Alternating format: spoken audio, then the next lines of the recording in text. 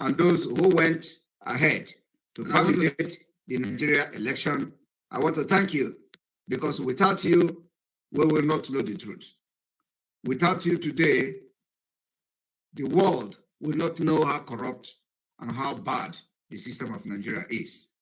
Without you going to the street in disobedience to the Biafra freedom, the world will finally not know the truth. So I thank you for disobeying the order and making sure that your actions, your attitude have exposed Nigeria to the maximum.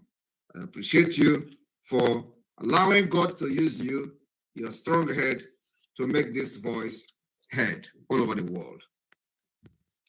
I want to specifically thank Peter Obi for making himself available to God to be used for the final stretch.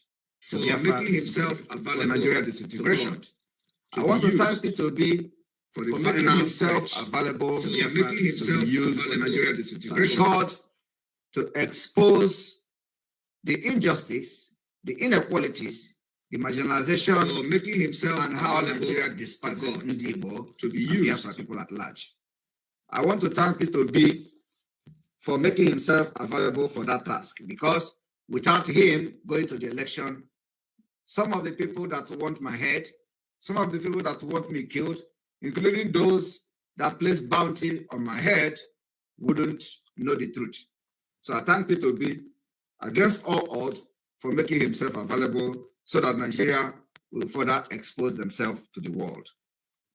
The fraud called election has created mass upheaval, and the people everywhere are now questioning the system, that what else could exist to combat the rampant Nigeria inequalities, dangerous diversities, and form just and a fair society.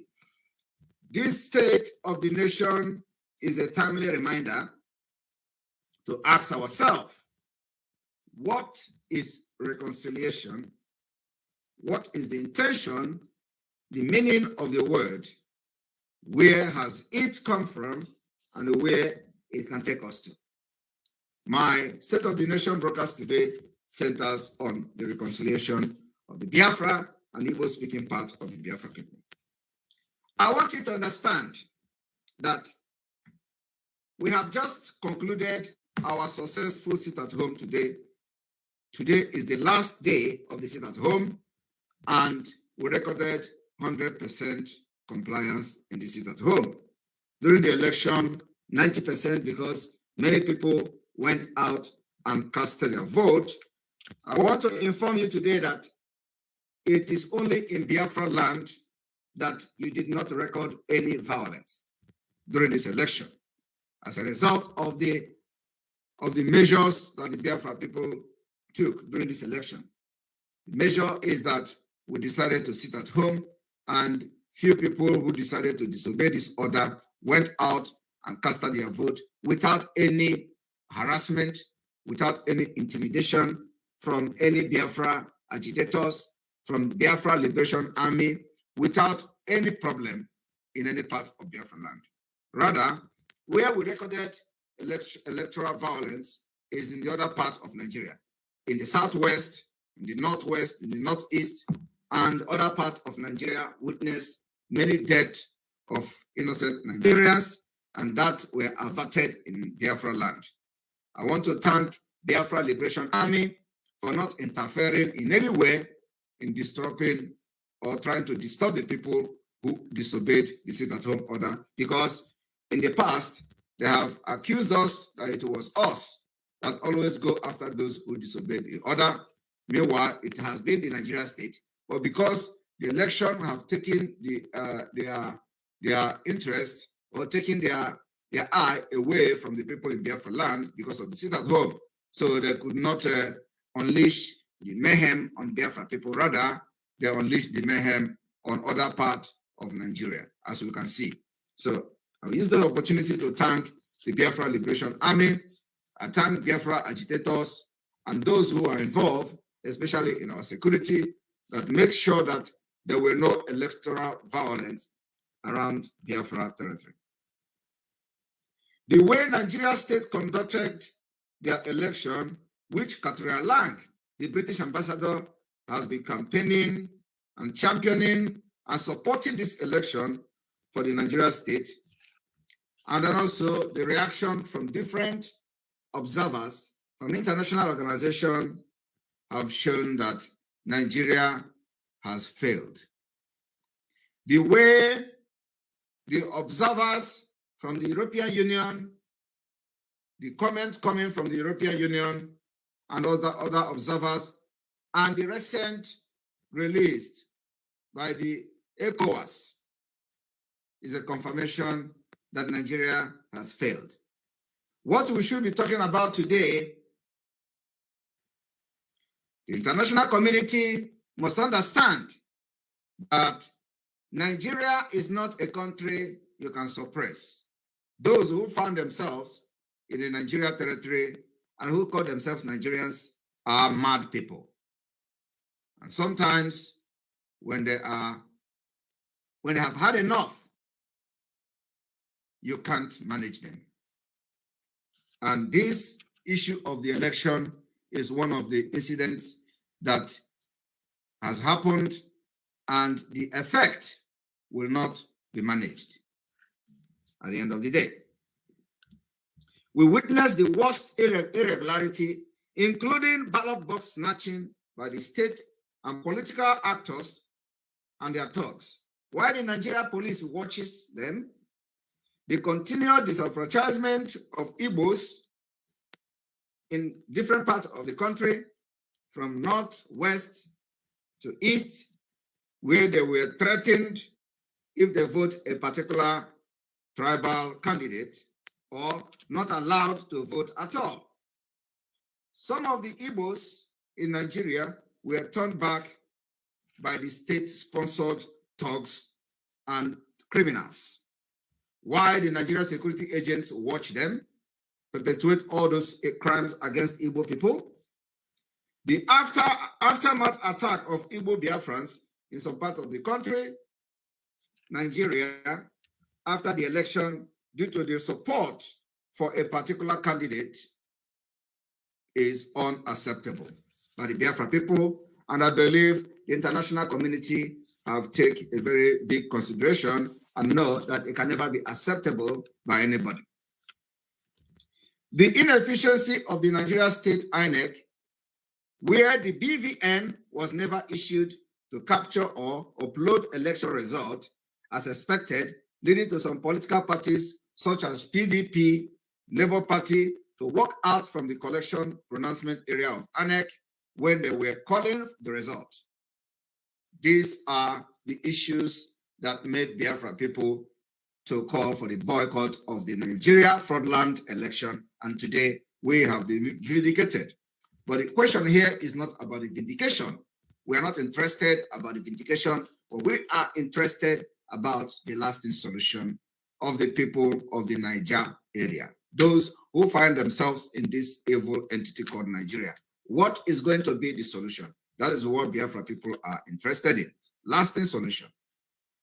The missing of people names at their registered polling unit during accreditation that led to many of those registered voters not participating in the election and thereby disenfranchised. The report of different types of ballot papers used at different polling centers by different INEC officials proved by state actors to further manipulate the election figures. It is something that the Biafra people know from the beginning, which led to the reason why we decided not to validate Nigeria fraudulent election. The lack of transparency to allow party agent access to final voting numbers at the different locations and the inherent discrepancies between what was voted and what INEC reported. The abuse of Biafrans, flogging by the Nigeria state, captured on social media for expressing that they do not want to participate in the fraudulent election. We all watch how some Biafrans were flogged by the Nigeria security agencies for doing nothing. Watch how they lie some people on the floor, and they were abusing and physically abusing them and flogging them with African koboko. The abuse of Biafrans is not acceptable by us. We want to also call your attention to the numbers of vote. Numbers of vote in Biafra territory, it is very important that everybody take the note to know how many people voted in Biafra land. This is very, very important. I want the world to know that Biafra spoke in a very strong term that they have not validated this particular election. Today, I do not know whether the INEC have actually announced the result. I do not know because the result is fraud. But let me inform you today that according to the information and the intel that we have at our disposal, the APC terrorist group and terrorist party, being led by Tinubu, has won the election with over 9,000 votes, 9 million votes, while Atiku is second with over 6 million votes, and P2B is third with over 5 million votes. You can pay attention to the vote casted in Biafra territory, starting from the largest part of the Biafra land, from the Igbo, the 5 states. You can calculate how many people that registered for vote and how many people casted their vote. That will give you a kind of clue and picture of those who may vote against the referendum and those who will vote for the referendum. In Enugu State, for example, over 2 million registered voters, 480-something accreditators, while 1.6 million people refused to participate in the election on their own, registering our civil disobedience. So the number that decided not to validate the Nigeria election in Biafra territory outnumber the people that went out to vote. I just want to make you understand this. It does not matter, even if they come out, there are 2 million come out to vote P2B, they will still manipulate the election because we know they will never allow Igbo man to rule.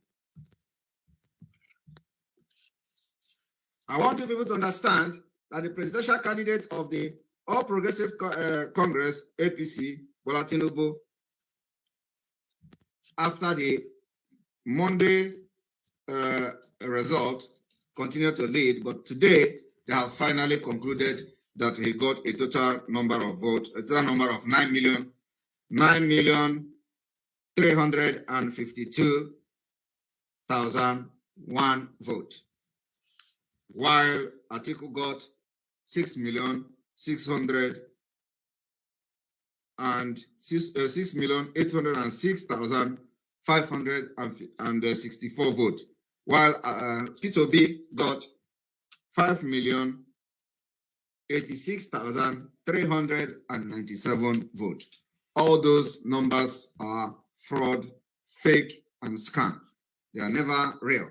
Now, going to the main topic and the main topic of my speech today to the Biafra people is what I call the reconciliation. To reconcile, especially those who think that we were doing the wrong thing. We were never doing the wrong thing. We meant good and we meant well for the Biafra people and for the future of the Biafra land. To reconcile was needed the moment the country called Nigeria was colonized. In another time of a grape of fever, it shall have occurred through a process of settlement between all ethnic nationalities and the people and the British colonial forces. Our agreement should have been made based on the recognition of our unique and equal right as people that owns the land, especially those indigenous nationalities in Nigeria, the custodian of these lands and waters of the old Eastern Nigeria, living within distinct socio-economic, political, and spiritual system and structure. But those first moment of the encounter did not result in any substantive agreement making between our people and the British company called the Royal Niger, with our very different conception of nationhood. This was a grave mistake this year at all costs. This mistake that the Britain made, that everybody agreed that the Nigeria state was forcefully joined together without the consent of every ethnic nationality, without a consensus, is something that must be corrected this year. So you have participated in election and do not say that, oh, you expected something differently to happen. No, the foundation is faulty. That is why Simon Ekpa and Biafra people and Mazi Nnamdi Kanu is in prison today, because he is trying everything to correct the faulty foundation to make things better. So you are going to practice a true democracy. Today, Nigeria do not have democracy. This was a grave mistake that must be corrected this year at all costs, 2023. Too frequently, as we all know, violence erupted and atrocities were tactically condoned and then buried while institutionalized discrimination was entrenched. Marginalization of our people and allowing generational disadvantage to take hold and inequalities to grow. This has been the mistake of the British, and Fulani Caliphate followed it up. And with this impunity, you can never have a progressive country. A country where you have a generational disadvantage and also a generational inequalities. And you allow this generational disadvantage and generational inequalities to grow. You can never make peace. You can never have peace. You can never have tranquility. You can never have progress in such country. And that is exactly what Nigeria represents. That is what Biafra is fighting against. Over the decades and centuries, the need for reconciliation took on a new and urgent dimension of the truth-telling to halt the perpetration of injustice and the right, past and the ongoing wrong through proper compensation and the incorporation of Biafra right and self-determination into the fabric of the Nigeria state has also failed. We listened to Gowon after the war when Gowon said that the reconciliation process has started. That was a scam. Today, the Biafra generation, of which I am part of, have risen up to say that we're never a reconciliation. The Igbo people speaking part of Biafra were never reconciled with Nigeria. And those who try to go into the election to see whether Igbo man will become a president, I believe by now we have been vindicated that with the current setup of Nigeria, you are not welcomed. You fought the wrong fight. You attacked the wrong person. You saw Simon Ekpa as your enemy, but today, I do not know the face and the mind you will use to say what happened to you for the past 3 days. Our former use of word reconciliation was born from the tremendous history and a burning need for a process to arrive at a structural settlement between our Biafra nation, all government, and the Nigeria and the British public. In 1970, when Gowon received Effiong and his group, a commitment for a true reconciliation was made to a treaty, and we had promised that this process could soon take shape, but that never happened till date. You agree with me that after the pronouncement of reconciliation by Gowon, General Gowon, in 1970, while he was receiving General Effiong as group, brought in by Obasanjo, according to Gowon, said captured Biafra army. That reconciliation never took place. That is the Nigeria system that we are rejecting today.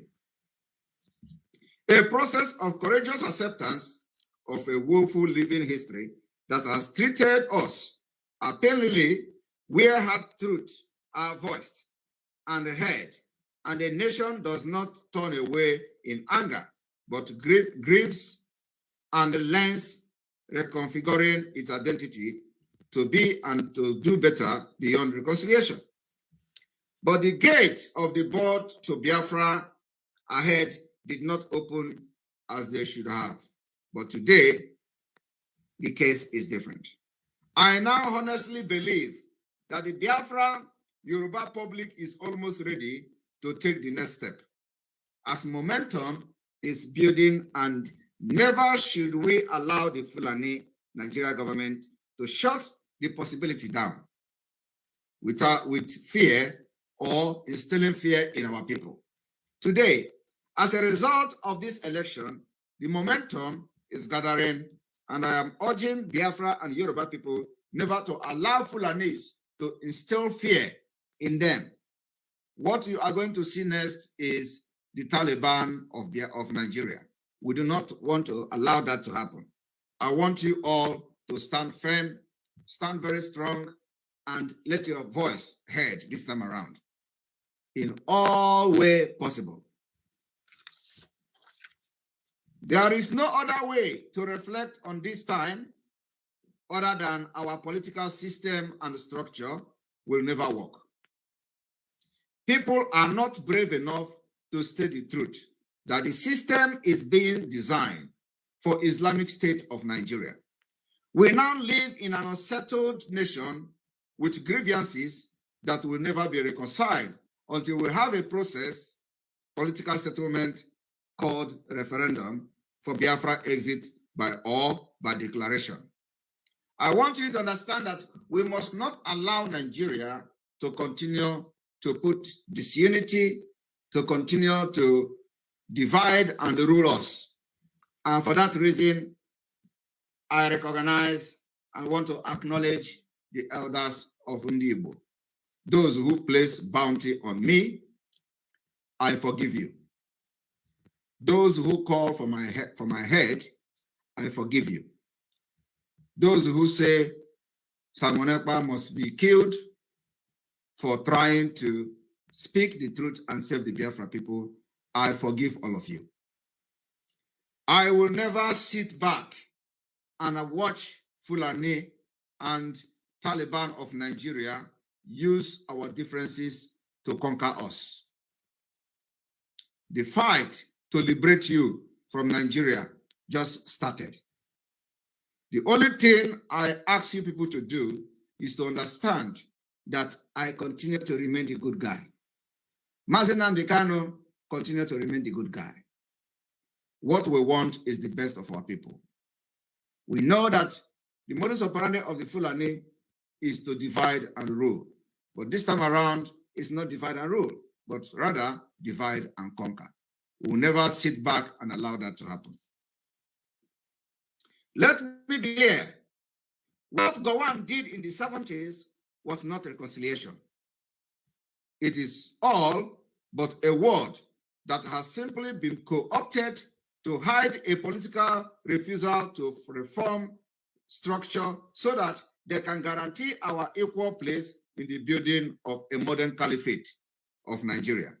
Of course, over this period, there have been worthy and ongoing attempts to Islamize us through different projects sponsored by Saudi Arabia by using Islamic Bank to loan money to the old Eastern Nigeria, Christian-dominated state of the old Eastern Nigeria. As important as they are, and they have brought many of you to the political and economic settlement, so there can be driving force for self-determination. And to do that, we have got to put the big agenda back on the table.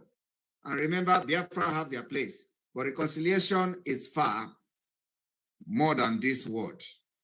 I want you people to understand that we must put our differences aside. Some of the governors in the Southeast have used a loan from Islamic Bank to build roads. They have used loan from Islamic Bank to build the infrastructures you have in the Southeast today.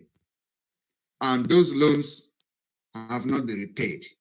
What it means is that indirectly, the Islamic Bank is, having the share of the road you are using today. If that money is not repaid by these governors, Islamic Bank have the direct influence over the infrastructure that many governors have built today.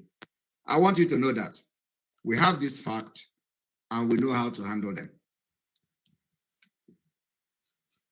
We may have not been ready 20 years ago for what our people were proposing for this freedom. For the past 20 years, we may have not been ready. But I know Biafra is ready now. The just concluded fraud-called election has reawakened everyone to the need for a fundamental reset in the relationship between Biafra people and all the Nigerian government. It is a unifying poetic call to strive to true justice, reminding us all that Biafra people are not the problem. The election that you just witnessed now have further reminded us that Biafra people were never the problem. The problem lies in the structural inequality and exclusion of the Nigeria state, where we are not ever given the authority and capacity to make decisions that impact our lives. I want you to understand that there is nothing you can do for you to be part of making decisions in Nigeria. The time to make impact and save your future is now. The Biafra people have built a very strong structure in Biafra land, that all you need to do is to understand that we are actually serious. I want to inform Igbo elders today, being led by Okwadike, that the time to throw blames is over. I want to inform Okwadike, which is the leader of the Igbo Elders Council, that Biafra have built a very strong structure on ground, a very strong security structure that they do not know what they have. The time to liberate Biafra is now. Like I've said, those who call for my head are forgiving you. Those who say that I should be killed are forgiving you. What I am targeting is bigger than throwing blames. What I am targeting is bigger than the revenging. What I am targeting is bigger than vengeances.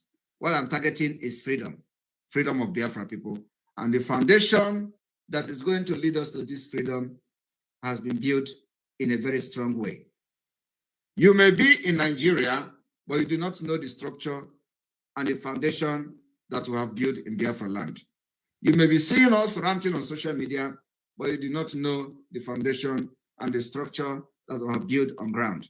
I want to inform you that we have built a very strong foundation that I can declare Biafra tomorrow and defend it. And on this reason, for this note, we are giving the opportunity to all those people who have been now, whose their eyes are now clear, that there is still opportunity to know that Nigeria is not for you. I want you to understand that another opportunity and chances is being given to everyone today to understand that we are not asking you to come and do anything. We are saying that we have what it takes to defend Biafra land, and we have what it takes to declare Biafra tomorrow. But remember, a tree cannot make a forest. We need you, and you need us. You cannot fight and become anything in Nigeria without the forces that we have.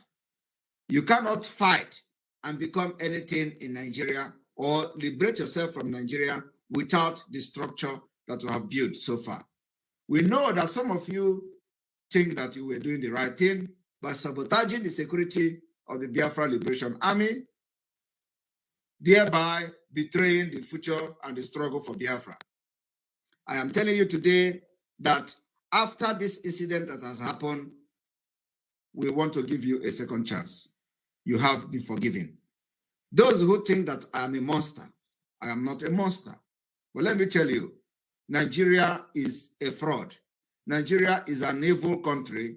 Nigeria is a country that are full of mad people, and you need a mad person to liberate you from Nigeria.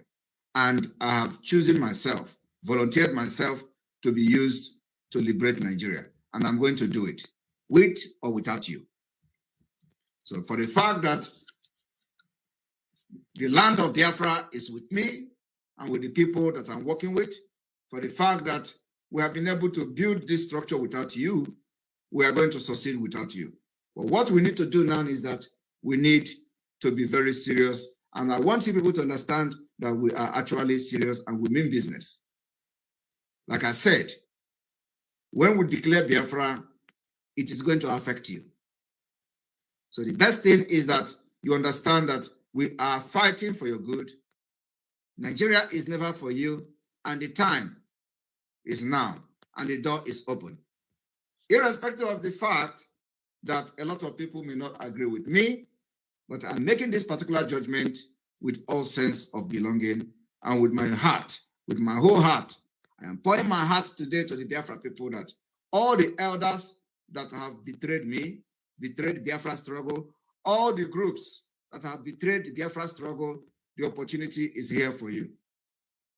Of course, it is not every person that we are going to open the door for. There are people that we can never open the door until when Biafra come, we are going to settle our differences. But the group that the door is being open for now are the political leaders, the elders, the Igwes, the Ohaneze, the Elders Council led by Okwadike, and all political leaders from the southeast of Nigeria, and also those from the south-south part of the Biafra. I want to inform you that if PANDEF can endorse Obi, PANDEF can also endorse Biafra. If Ohaneze can endorse Obi, Ohaneze can also endorse Biafra. The time has come. If Afenifere can endorse Obi, Afenifere can also endorse Biafra and endorse Yoruba nation now. It is going to be for the benefit of everybody. When Nigeria disintegrates, we will be able to progress according to our culture and value system. We'll be able to make decisions in a democracy where everybody will understand and respect each other. I want people to understand that when this issue happened, sorry for that, I want people to understand that when we have this opportunity to make differences in our life, we have to harness it.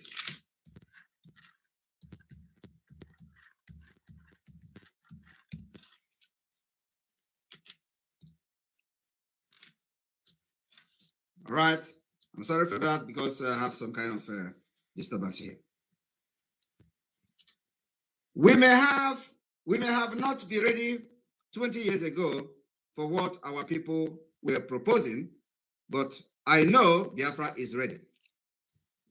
The just concluded fraud called election has reawakened everyone to the need for a fundamental reset to the relationship between Biafra people and in all Nigeria government.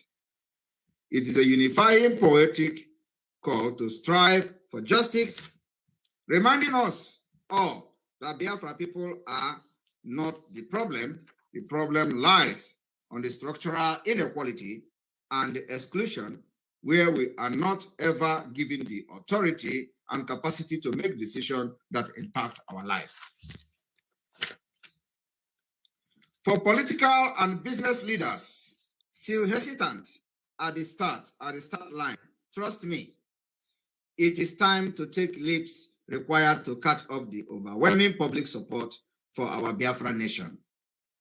Voices to be permanently enshrined into the structure that form the enact national policy and legislation in the old Eastern region. When the voice is established in whether form that takes institutions, organization, state, and territory, government and the non-government sectors need to be prepared and willing to respond. Like I said, if PANDEF can endorse Obi, they can as well embrace and endorse Biafra now. If Ohaneze can endorse P2B, they can embrace and endorse Biafra now. Likewise, the Yoruba nation. It is time to recognize the fact. Again, the processes are already taking hold across every state and territory. In Biafra land, we have the development of the empowerment strategy and the treaty making is underway. And arrangements are being. We are enlived again. Relationship building, which site at the heart of reconciliation. I hope this evening you can all feel it in the room around you. The desperate, overwhelming need, complete honesty, that whatever approach we embarked on hasn't worked. And it is time to reset. And we can do it. I want you to understand that every attempt you have done to be recognized by the Nigerian state has all been fruitless, and it will never work. And let me tell you, it is going to get worse. The position you take now determines what happens between now and December. Responsibility for reconciliation. Legislated process are entirely necessary, but they mean nothing without our human involvement. It is up to all of us to engage in dialogue of substances and their political elite that are absolutely committed to actions and or agreement making. I am now socializing the report from the election across, using it as a tool for dialogue and to take action on critical issues that need to be reconciled to overcome a systematic inequalities and discrimination. It is here in Biafra land that I feel the door has. The Biafra government in exile has been constructive about what week I will be convening a ministerial roundtable with the cabinet. It can be a vehicle for change in the situation and in quest for Biafra exit. I am confident this discussion will lay the groundwork for the dialogue at all levels and the well-being of Biafra people and our nation's history. I really believe forming our commitment from the Biafra Liberation Army, others to engage in genuine. This must be, and now we move forward. Let me finish by saying I am under no illusion of how hard the path ahead will be, and only believe that reconciliation is real when the government and other indigenous Biafra carries their weight, go beyond words, do all that they can in their power and privilege to post life. We are ready to work with Igbo elders if they repent. We are ready to work with Igbo ways in Biafra land if they repent. We are ready to work with elite within the Biafra territory. What we must reconcile is immense. In my own life, I have seen how history of nation has ripped families apart, destroyed lives, and trapped women, children, and families in endless circle of poverty. But I have perhaps seen something even more powerful. When indigenous and non-indigenous family members to heal from pains, to accept brutal histories, believing that unity, love, and care is greater than the anger of division and differences. It is those moments that I have been part of when we cry, hurt, life, and share which can only be described as the spirit of reconciliation. It is time we reflect this humanity, all of who in the structures and the potential of the Biafran nation. You are welcome home to join us, and let us liberate ourselves. May God bless you. May God bless Biafra. Bless the elders that want me dead. May God bless Ohaneze that placed bounty on me. The time to put our differences aside is now. Those who feel that I'm a monster, I am not a monster. I'm only a good guy who have come to make everything is done, that you will leave Nigeria and live perpetual bondage. Thank you. May God bless you. May God bless Biafra. Looking forward to seeing how we go forward from now on.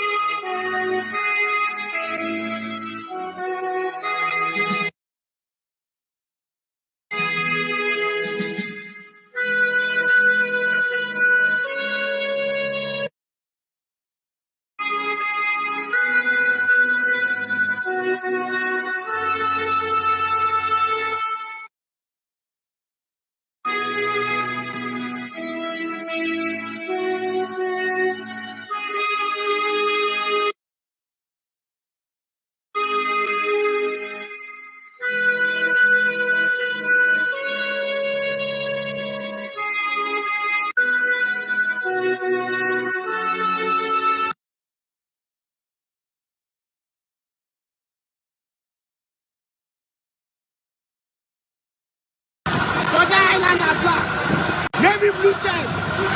Jakama. Jakama. Jakama. Jakama. Jakama. That's it, bro. That's it, bro. I'm getting like confused. The love is too much. The love is too much.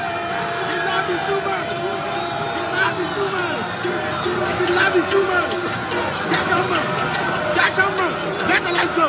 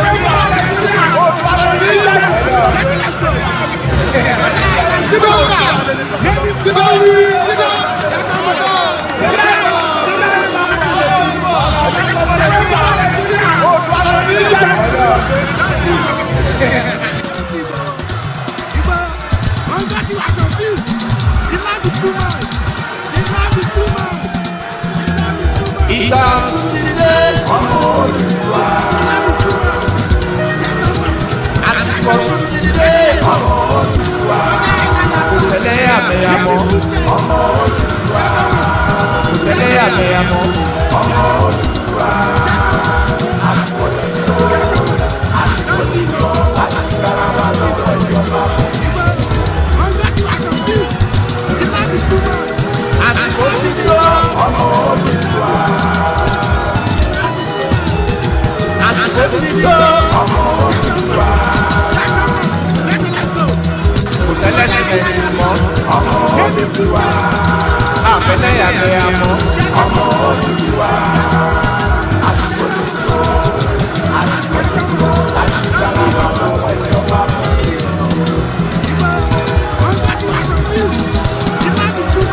Ọmọ Odùduwà Republic.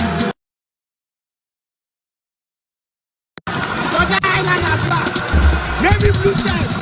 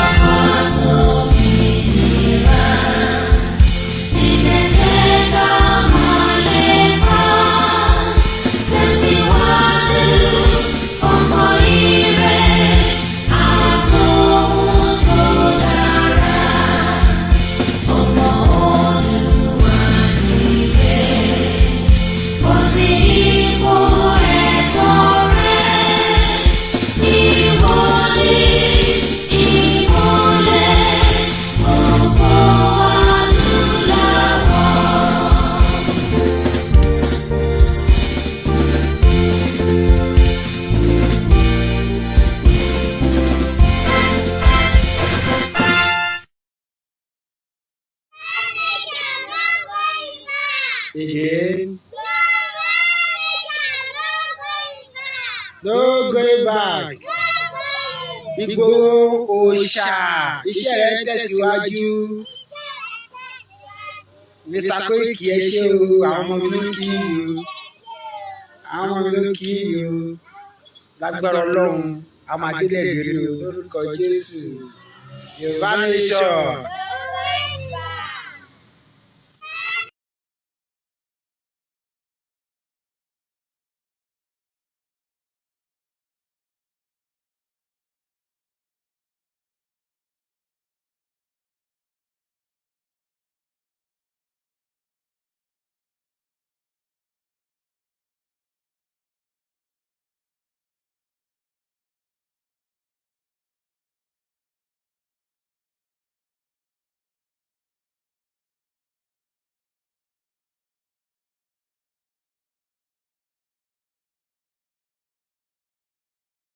That the sound is back. Thank you so much once again to those of you that join us at the Simon Ekpa, the spokesperson for the Biafra. Omoeku, thank you so much. And I love that picture you are probably using. With the picture in for your status. Sorry about that, the audio is back. A very good evening once again. Sorry for the timing of not bringing the broadcast at exactly 1900 hours. I think we were about 3-4 minutes behind schedule. I was sleeping, but this is not the time to sleep as well. But body need rest. I had my meal after the long. And sorry for those that were watching us during the Twitter space. We lost communication, but it was fantastic.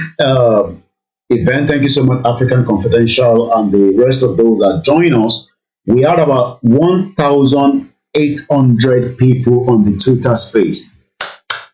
Thank you for the sister that joined us, I believe, from somewhere in Africa. We had a brother that joined us in South Africa. It shows that many Africans are listening and following the conversation of those of us that are asking for the right to self-determination. Look, as you can see with my branded t-shirt from my big uncle Heritage, you know, he gave me this some time ago. Not a crime. Self-determination is my human right. So, Mukiawa, thank you so much, Mrs. Omolara Iyabo Ajala. Thank you so much, those of you that are listening to me on the MixLR. Quite a lot of numbers of people on the Instagram. We are streaming on multiple channels. And like I always say, without your support, without your help, we will probably not be able to do as much as what we are doing today. So your voluntary donation is still something that, especially now that we don't even have access to the back end of the, thank you so much, Dr. Benjamin. YouTube has removed all these small super chat they give us. So maybe you are thinking of how do you support the platform so that we don't have to run to any of these criminal politicians.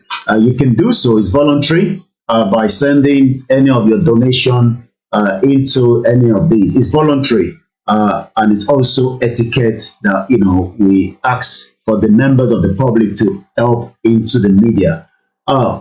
Media is a very powerful tool depending on how you want to use it. And bear with us, I'm going to speak a lot of English because of our nation of the broadcast that we just had from Simon Ekpa, and we're going to go on that. You will listen to the Fulani man that joined us. His name is Waziri. I believe he's probably from the side of, Atiku. Under his status, he's also says he's a APC.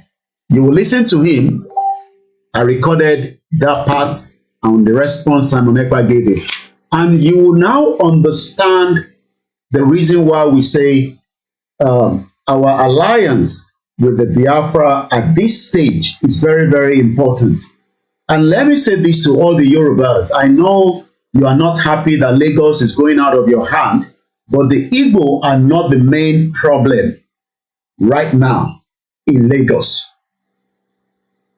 This narrative that the Igbo people are going to take Lagos away from us, look, it's not going to happen even as it is right now in Nigeria.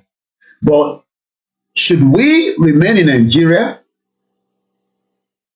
They have the right to establish anywhere and live anywhere. Just as me and yourself have decided to leave Nigeria 6,000 miles. I'm living in Great Britain. I'm not sure all the English men and women likes me to be here. But they have no choice. I've decided that this is where I want to live and I'm not going back home 24 years ago. So the same way the Igbo people decide not to run their business in Anambra, in Abia State, in Rivers State, any of the southeastern part of Nigeria, to come and set up, parts in Ladipo, Trade Fair, Computer Village, and they are doing businesses, and Lagos State, I believe, should be able to tax them.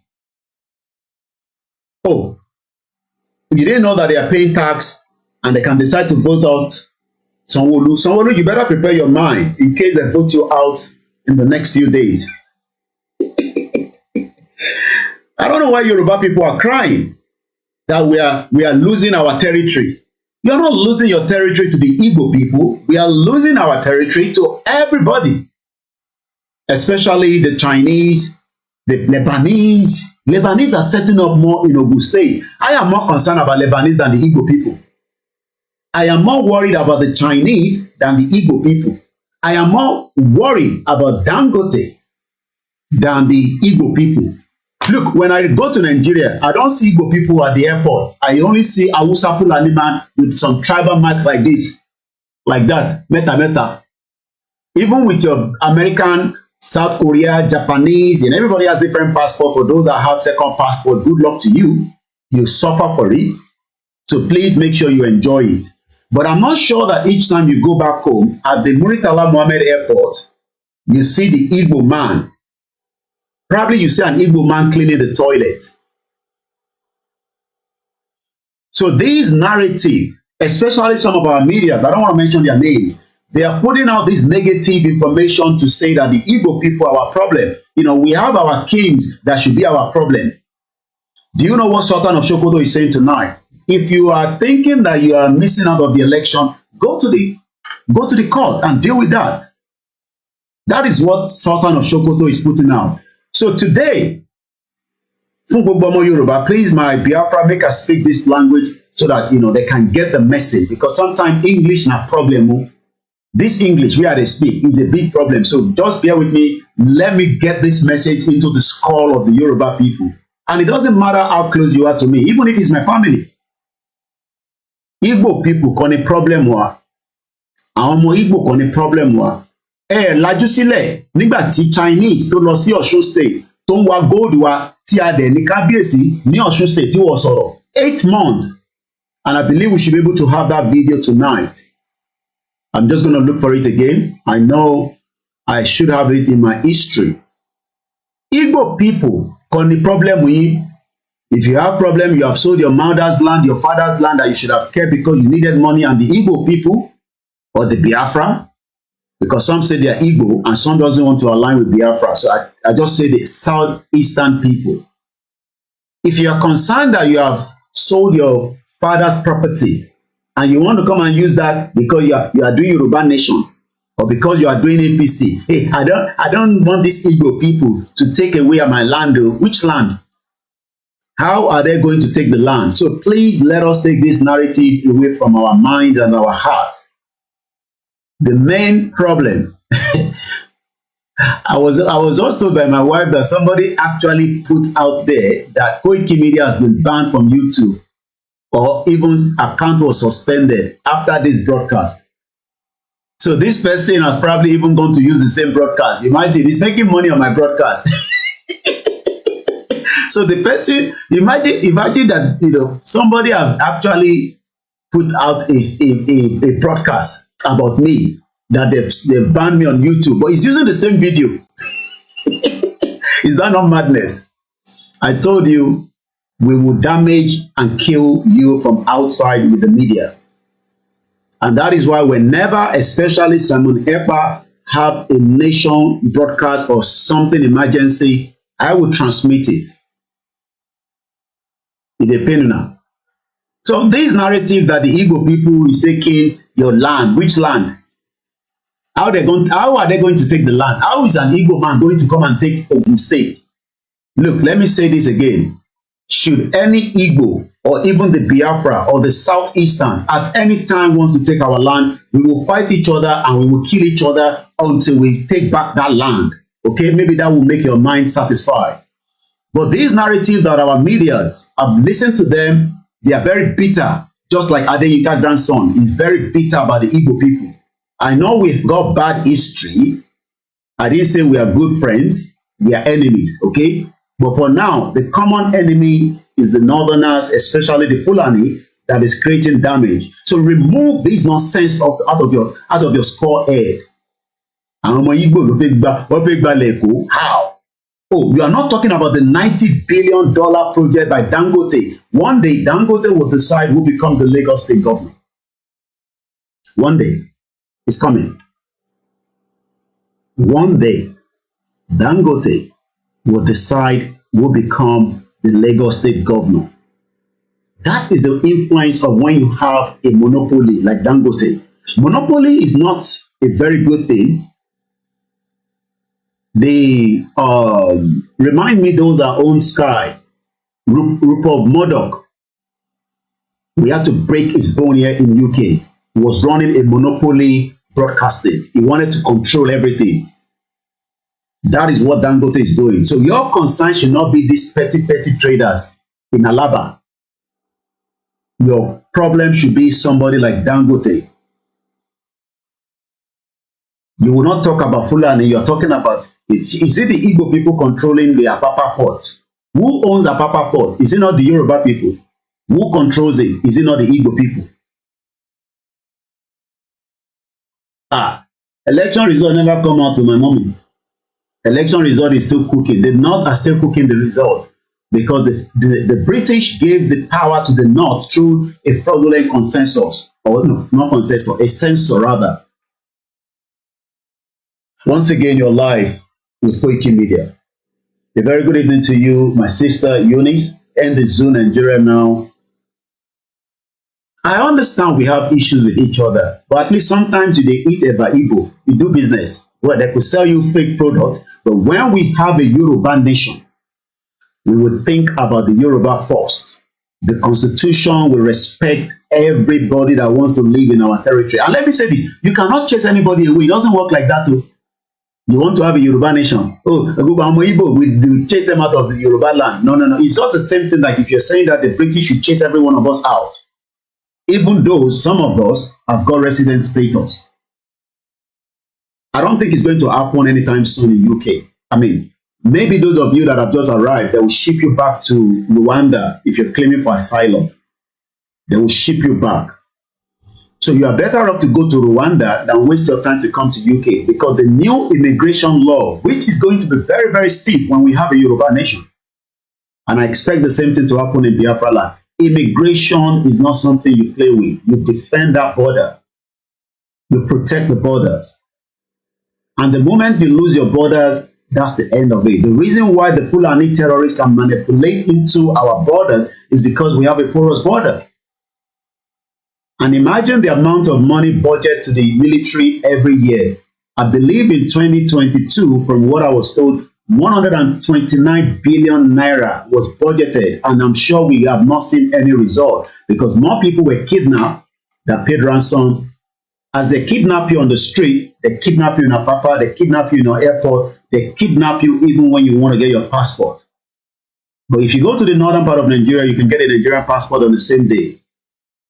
So our problem for now is to get the hell out of the shithole contraction of Nigeria. And those of you that keep saying that, I will go and report you. You can't sit down in UK and be bringing violence to Nigeria. Look, you saw violence in Lagos State by Tinubu thugs because they thought they were protecting Tinubu. Rather than think about the bigger picture. Don't mind them. We have so many Yoruba people that support Peter Obi as well. They're not going to talk about that. Oh, you lost Ali Mosho. I am happy. Everything that will build the crisis that we have been talking about, I am excited. So let's see how the final outcome of this election is going to look like. And those of you that keep saying that we don't have a template, what are you going to do? You say there's going to be election, you were lying, blah, blah, blah. Is that election? The hand of Nigeria is now showcasing. I love the youth. Thank you so much for pushing the narrative. The tsunami that you've used to clear out as many idiotic governors that were thinking that they were powerful. Labour came, them smash every one of them out. That is a part of the revolution. The next revolution is going to be on the street very soon. I told you, I will be your end. I am your last man standing from the Yoruba side. Yes, we will defend the Yoruba land. That's what I'm doing. Why do you think I'm sitting there every day shouting Yoruba nation? So that we can have a system that will deal with the Igbo or the Southeastern that are selling fake products in our territory. And I will deal with the criminal Yahoo Yoruba boy. You will spend as many time in the prison. We will reform you. And when we bring you out, we will tag you. So whenever you want to commit another crime, under your tag, there's what I call electronic tag. We put it on your leg with networking. Good network, not like the MTN.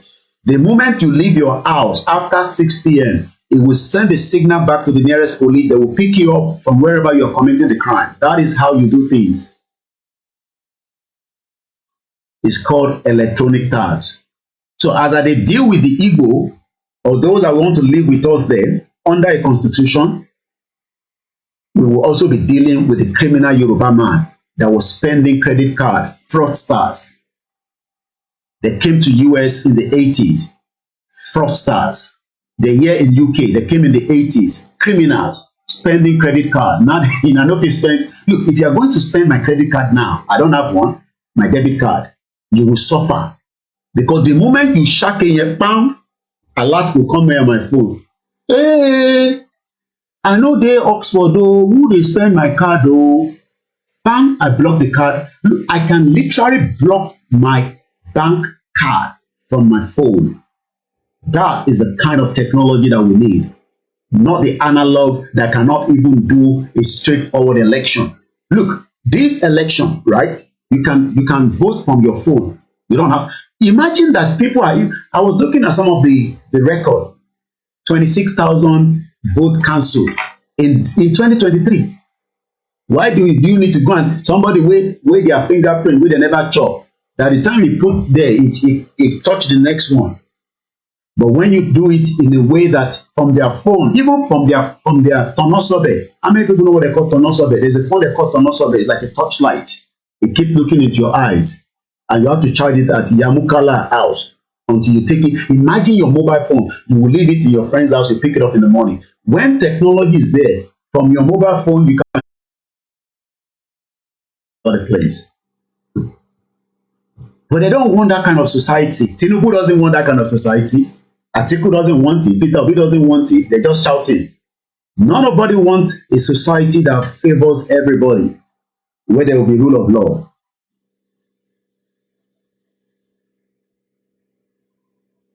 And somebody is even saying, I will be the second master. Thank you so much. You're watching a live transmission. So I'm going to play a video, the clip of this Fulani man known as the one that joined us on the Twitter space. His name is Mohammed Waziri. Maybe after listening to this, you will understand that I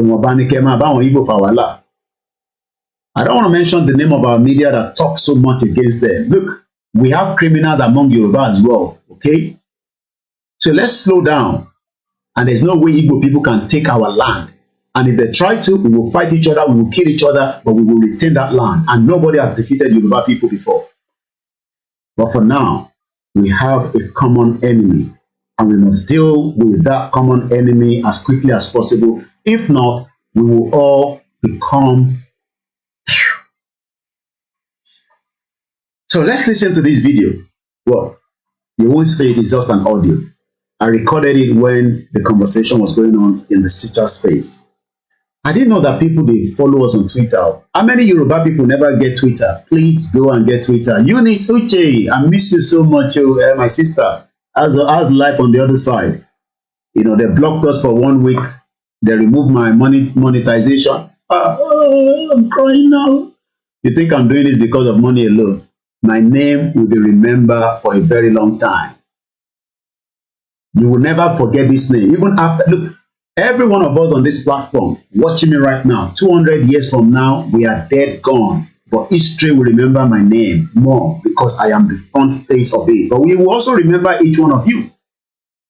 True Talk Margaret, or Hey Biafra. Woto Woto. Making her sit down, making her no vote. You went to go and vote. Oh, you were there, Eunice. Okay, wow. That Twitter space. Me, I don't know, say people, they listen to Twitter space like that. We're going to start doing it more. I can even start it now, but the only thing, I'm not going to allow anybody to come and speak. They can just listen to me as I'm doing this broadcast. I'll probably start it in 2 minutes. 100 years we are gone, Benny. And when we're gone, who controls my territory? We are not here forever, okay? We are only here for a very, very limited period of time. So,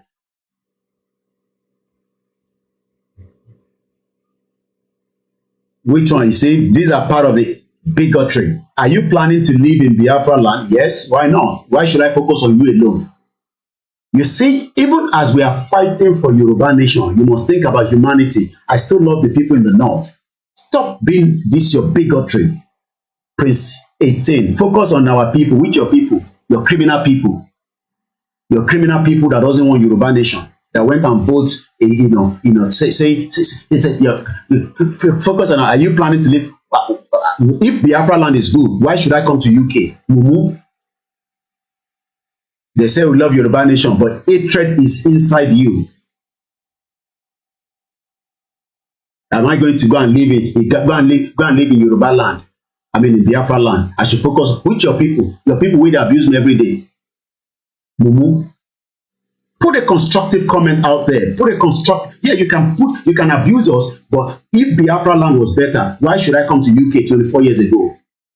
I would have loved to live in a Biafra land that allows me to wear pants, to jog, and nobody's going to kill me. There are so many people jogging out now. It's just coming up to 8 p.m. This is the time that Oyinbo people dey jog after they come back from work with their shot, and nobody kidnapped them. And they're looking at their time because he knows the time is going to come back home.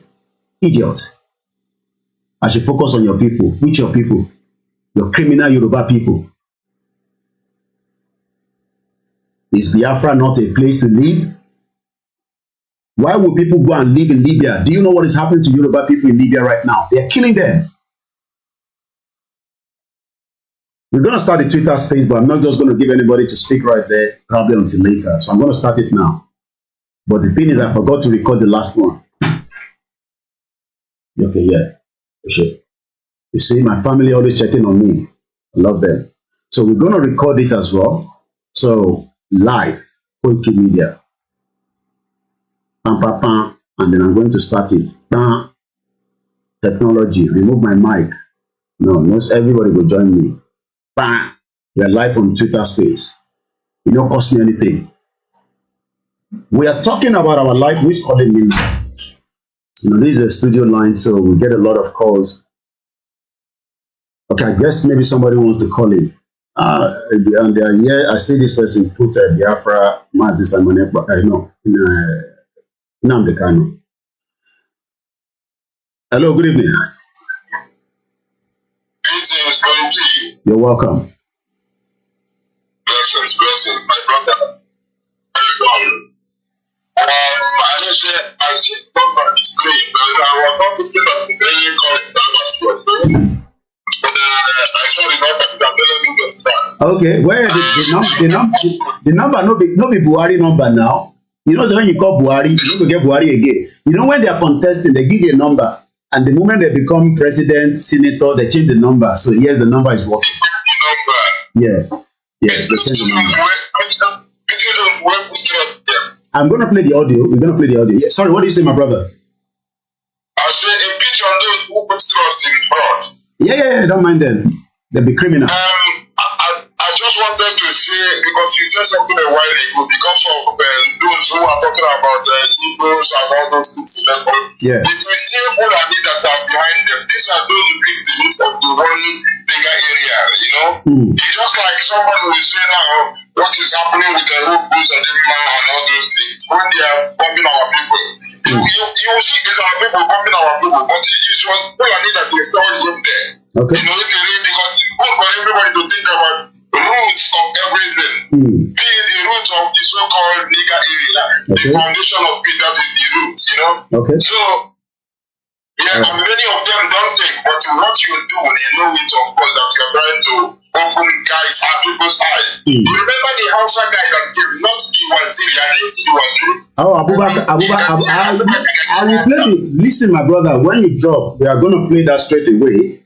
You know, we will play that, but you wanted to respond to Abubakar, go ahead. We didn't record that particular Twitter space, but anybody that wants to listen to it should go on my Koiki Media. We'll try and see if we can cut that section and we put it back out again. And I'm even running back out on Twitter, and it's recorded, and then we will be live there. But it's already on our platform. But go ahead. You want to respond to Abubakar from the north? Yes. As you can see, the elder that the Abubakar is a Fulani man claiming to be Hausa man. Yeah, I know that. Because if he's a real Hausa man, he's supposed to know his history that they conquered, that they changed the Gobil to Sokoto, and it was Fulani. And Fulani took over everything in that place. So, as a real Hausa people, we ask them to confessing that Nnamdi Kanu open their eyes and helping them to regain their confidence again. So, and the way he was talking, the ideas he was bringing. One minute, my brother. I beg no verse. You see, when you get some stupid comment, you say insulting Yoruba people because of Biafra is disgusting. That will be the end of you in this program. Bye bye. Yes, if that's what you think, Go ahead. That's what you think. Mad people all over the place. You think this platform is a joke. Continue, my brother. So you shouldn't be on this platform. You are the bigot that shouldn't be on this platform. Go ahead. Go and watch a repeated one. So we take you out. Doesn't matter whether you're Yoruba. Even if you're my father, bye-bye. We'll remove you. Go ahead. So the thing is that I could see the Stockholm syndrome with the man, the outside guy, the Abubakar, because he doesn't know the answer to questions that he was trying to ask, and when the time on asking the question, he didn't get it. And he doesn't even come to the point that Fulani conquered them already and emasculated them. And now, when none of them protested when other people say that Nigeria is the unity is non-negotiable and all those things. We never seen them protest when they say that South Africa cannot rule them or any of those kind of nonsense they are talking. So you realize that the guy is very, very ignorant of his own history. No, they're not ignorant. He's just trying. Look, what they want is they're trying to play a devil advocate. He wants us to go, but we are locking with a system that is not going to allow us to go. And he's telling us, go and talk to your representative. Which representative? All these criminal representative. And we never seen any of them protest against the crimes or the kind of authorities of these northerners, like Rufai, be it Shetima or any of them. Or when they say jihad and all those things, none of them protested. So how can you tell me that? And the guy was talking about his father about his people. And he's an Hausa man, of course. He's already a masqueraded person. We're not talking about him, but you will never see him protest against the thing that the fraudulent moves made by the so-called rulers who are all Fulanis and all those things. And now I want to say that even the crisis you see in Yoruba land, those people are the same victims, both the Igbos there and the Yoruba there. They are victims of the same thing like the outside guy. Well, they don't know themselves. They probably would never know. So, and it is why they could use them. They use them and they want to. When they want to use all this to scatter our alliance. Okay, don't worry, I'm here. I can deal with every one of them, even including our media. Because Simon is not going to, he cannot take Simon or anyhow. And any true Biafran or any true Oduduwa son, go people because you know who loves him and who not. You know who the problem is. But one thing is very, very clear. The zoo is nostalgic. Okay. The zoo is nostalgic on a free fall fashion. I want it very fast. Thank you so much. Let's just continue because people are listening. They want to listen to, because you listen to it, but you didn't even listen. When you listen to Waziri, you will become more angry. So just sit down there with a cup of coffee. So I'm going to listen to Waziri now. Thank you so much. Those of you, thank you so much, good man. Those of you that have joined us on the Twitter space, let me explain how this is going to work. At the moment, we're not going to allow anybody to speak. So you will listen to me. I'm doing a live transmission. We just picked up signal from Simon Ekpa some 15 minutes ago. So it's a continuity of that program. At some point, we will allow you to come in and speak as well. But I will just give my brother, Goodsman, but please don't bring anybody in yet. Because I'm still running the program by speaking, and I might speak for a couple of hours, but I'm going to give you, what's it called, as a co-host. But please don't allow anybody to speak yet.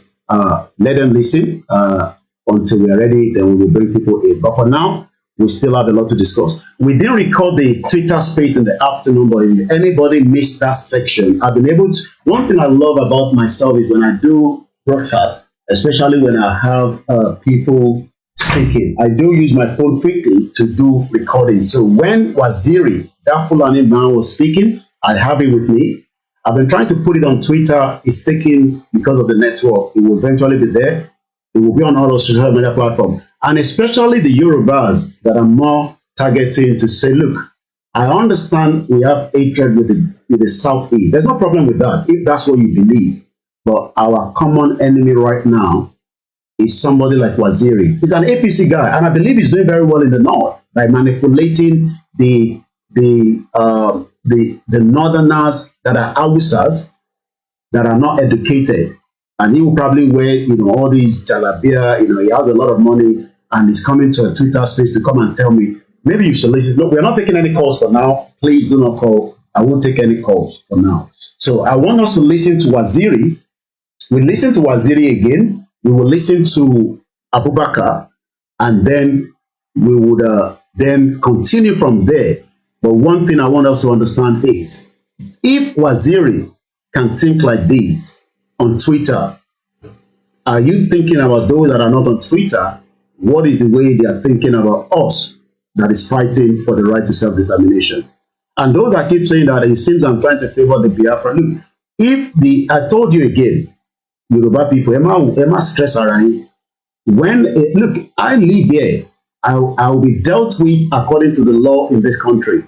We will deal with anybody, even if it's Simon Ekpa, by the time we get to Yoruba Nation. But I'm sure somebody like Simon Ekpa will not misbehave. He will set up a law firm in Yoruba land. He will pay tax. He will probably not abuse our system. But Yoruba people, criminals, yes, some of you have abused the British system. I understand, we are upset with the British by putting us together. Some of you had properties. When I came to this country in 1998, 5 properties, and you're only entitled to 1. Criminals. Don't come and tell me nonsense here. And we have some Igbo people that are criminals. Criminality is in everybody. English people are criminals. There's a couple now that they're looking for the child. They don't know where they put the child. Couple in this country. But not to waste our time, at exactly 8:27, we will continue to have our Twitter space running parallel to my program right now. And then we will also allow them to speak, just as you normally call into the program. So let's listen to the first video. It's about 9 minutes. I'm going to allow you to play all the way through. You will listen to the engagement between Simon Ekpa, this guy called Waziri that spoke to us, and the good man that was challenging him as well. Maybe you don't know. Let's go with it right now.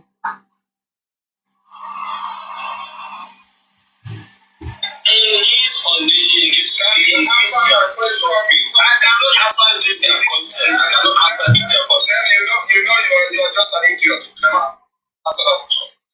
My brother, we are not and to me that you poison their mind like you think their mind are but I am a Nigerian and I love you.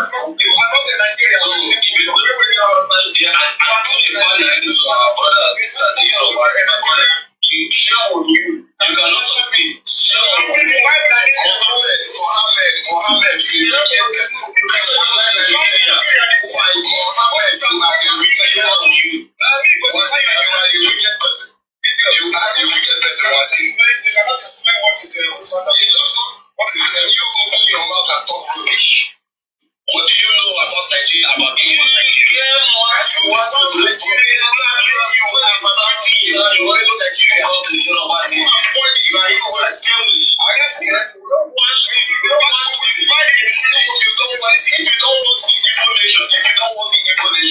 Why are you people hell-bent on being together with Igbos and Yorubas? Why can't they not stay alone?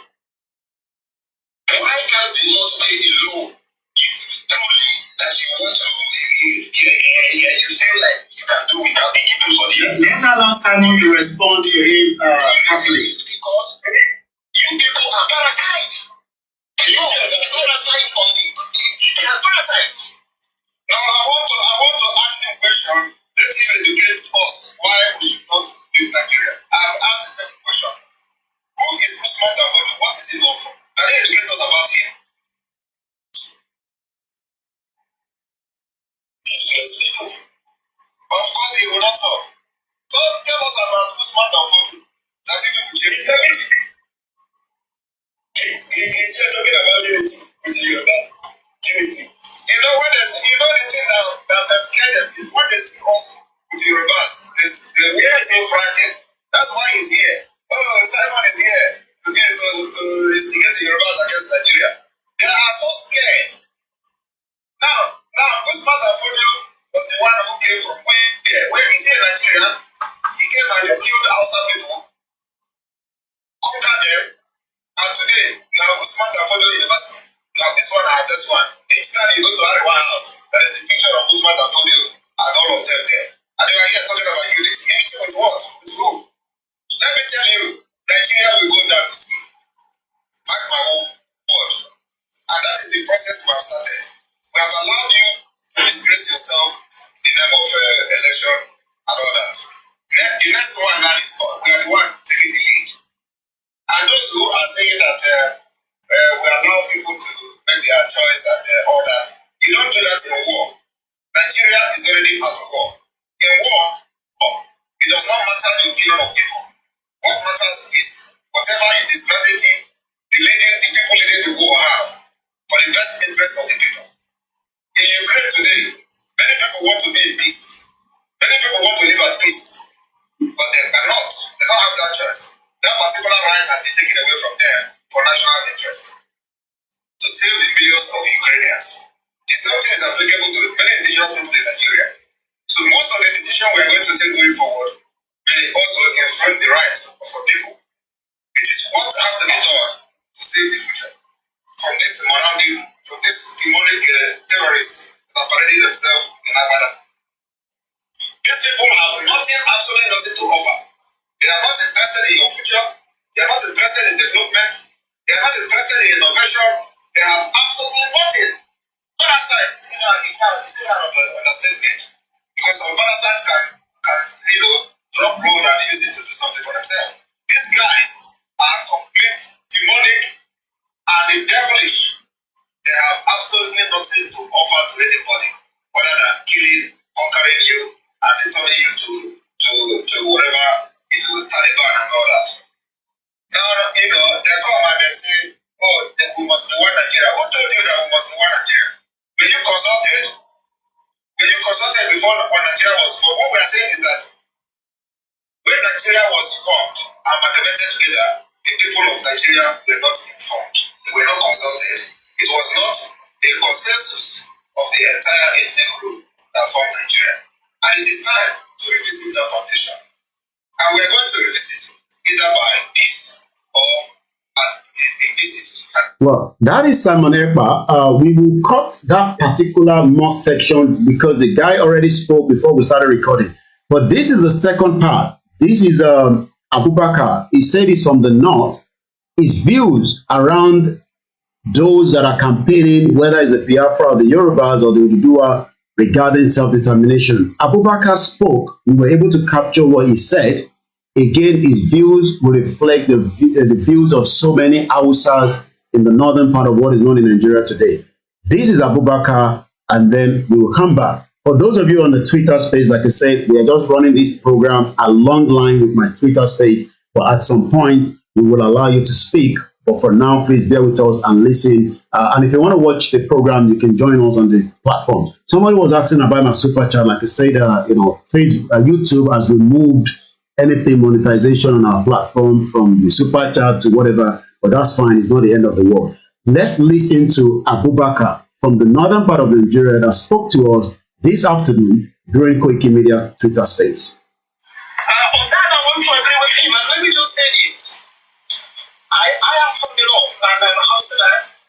Believe me, if you can interview the youth, we don't have problem with anybody who is willing to leave Nigeria and leave the country. I mean, the speaker, the spokesperson of the Northern Elders Forum has made it clear that if Southeast or any part of Nigeria wants to go, they should be allowed to go without a bloodshed. Nobody wants to die for anything. You think as a youth in the north, I am happy to be called a terrorist or to be called a parasite when I am housing hundreds of thousands of people in my own ancestral land? Who is feeding you with this false information? If you are really mean to go, you don't need to cause chaos. Recall your people back, talk to your representative, make a forum, exit the country. Nobody is looking for violence any longer. We can separate peacefully. I don't see Nigeria doing one as a favor to me from the north. Just as it's not a favor to you from the east. The unity, the continuance of one Nigeria is for the unity and is for the benefit of all. And if everyone is tired, there should be a way to resolve it. Even if it's by dividing the country, let's divide peacefully. You don't have to call for violence. You don't have to do that. Other countries are separating peacefully. If this is the right way for everyone, let it happen. And the North today, none of the youth is ready to force you to stay with him. I'm speaking as a northerner, and I'm a Hausaman. If you think Muhammad is not Hausa was a Fulani, I am Hausaman. My name is Abubakar. I can translate, I can repeat everything I say using Hausa language. By the way, I know most of you. I did my NYSC in last year in Isialongo North local government. I was there for the whole 1 year. When I was doing my camp at Bende local government, I was told that there's a local government that they used to eat human being in the past. And unfortunately, I was giving my posting to that same local government. But in order for me to know the truth, I accepted to go there. I live in Isialongo Ayaba town. I can speak about Igbo. I know them, I know their culture, I have good friends. But the truth is that no Nigerian's blood should be shed simply because you don't want to remain. I speak as a northerner. If the Yoruba or the Igbo or anybody wants to call, let's find a peaceful way of dividing the country. You don't have to instigate a war. We have already been traumatized. Okay, let's Abubakar, let someone respond back. Thank you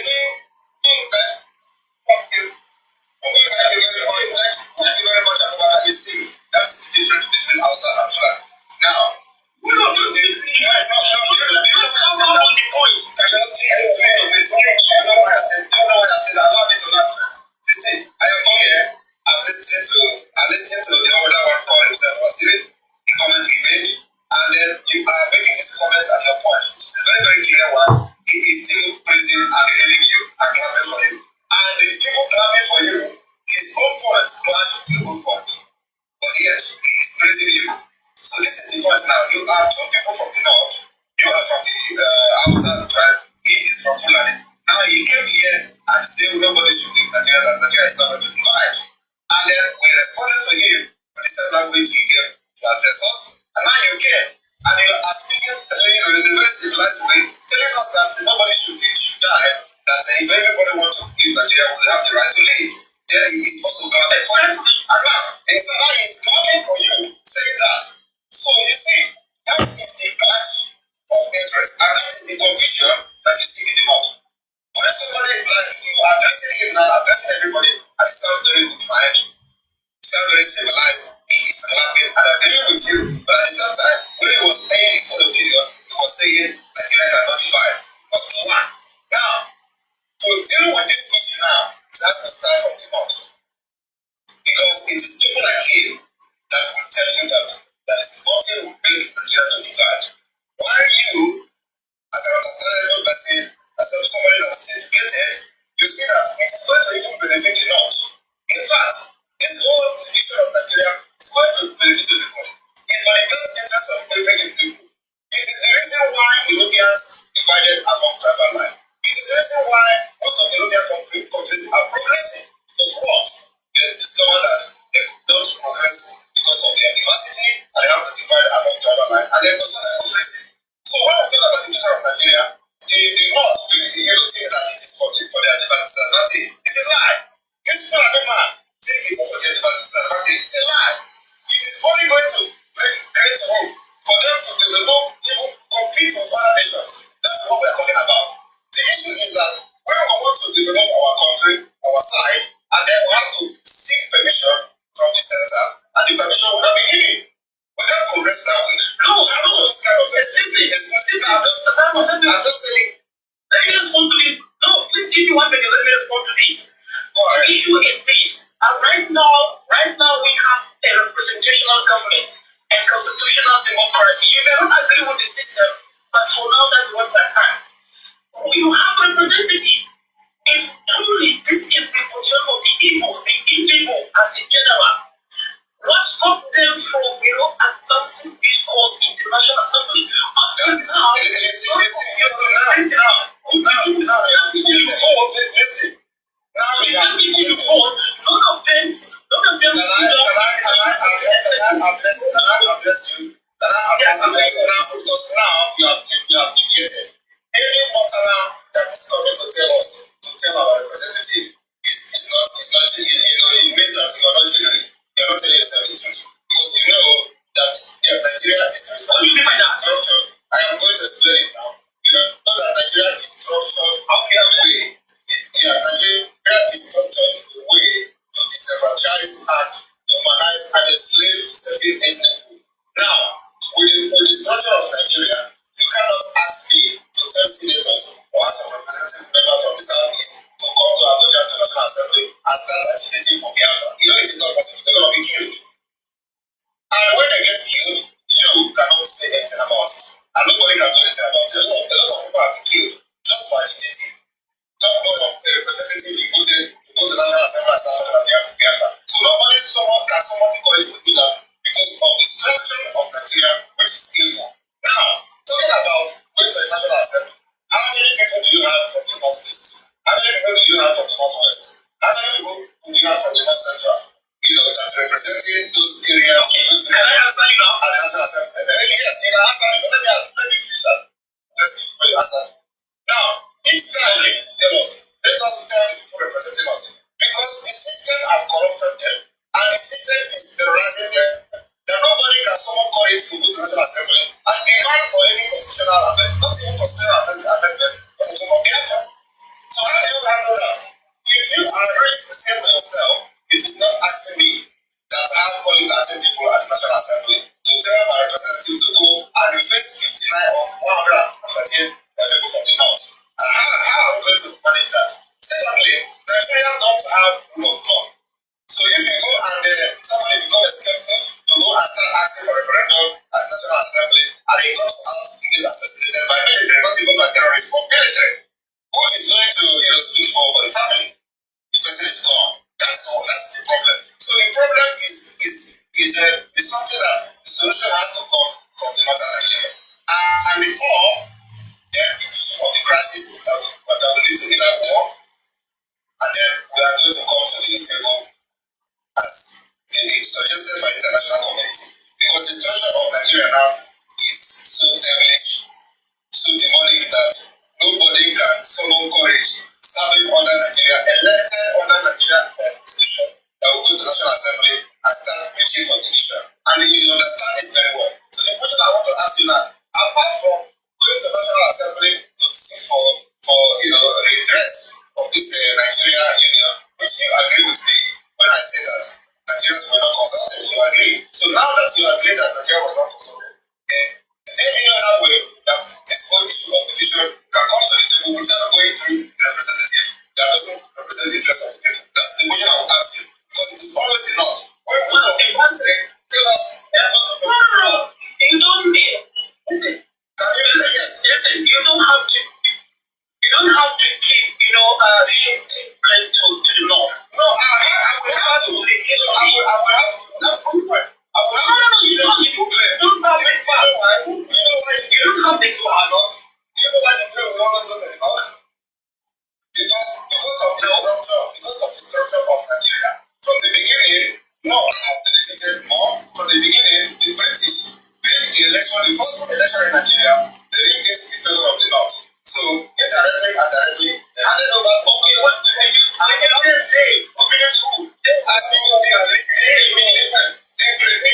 yes, the British.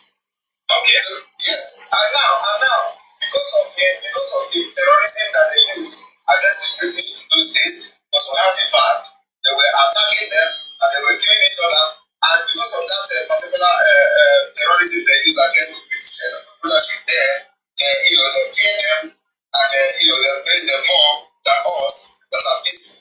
So for that reason, when the first election took place, they rigged it in favor of Northern Nigeria, and that has actually shaken the Nigeria that we see today. That has helped the stability that we see happening today. So if anything is going to happen, it has to also come from the North. But that's why whatever the South do, they will always go to the North to get a blessing, and that must stop. With that kind of structure, we are going nowhere. So if you want to, and whenever, and many people understand this very well, it's like, you understand this, what I'm saying very well. That's the reason why whenever we talk about this solution, you tell us to go to our representative. When you know that our representatives are more alleged to the Lord than even to the people they represent. So the question I want to ask you now is that, what else do you think can be done apart from going asking our representative to go to the National Assembly, which you know it is not possible?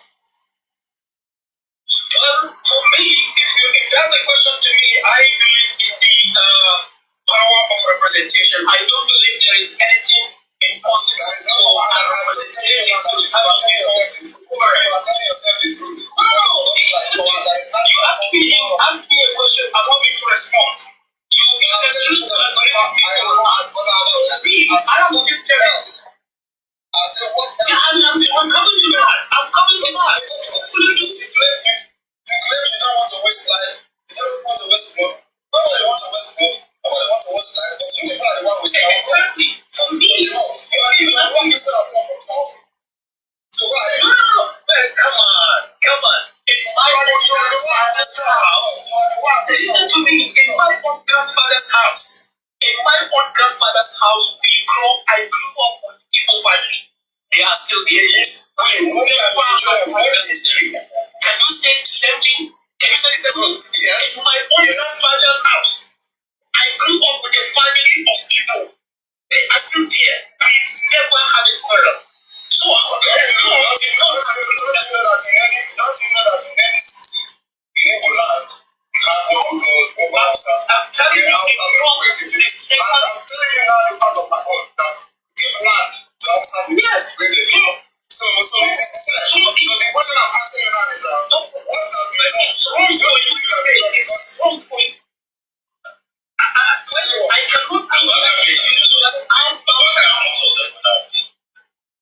Well, so all these was going on during the Twitter space this afternoon. Welcome back once again to those of you that have joined us. Mo kí gbogbo yín èèyàn wa nílẹ̀ Yorùbá àtẹ̀yìntẹ̀ wà níta. Mo kí gbogbo wa pátápátá.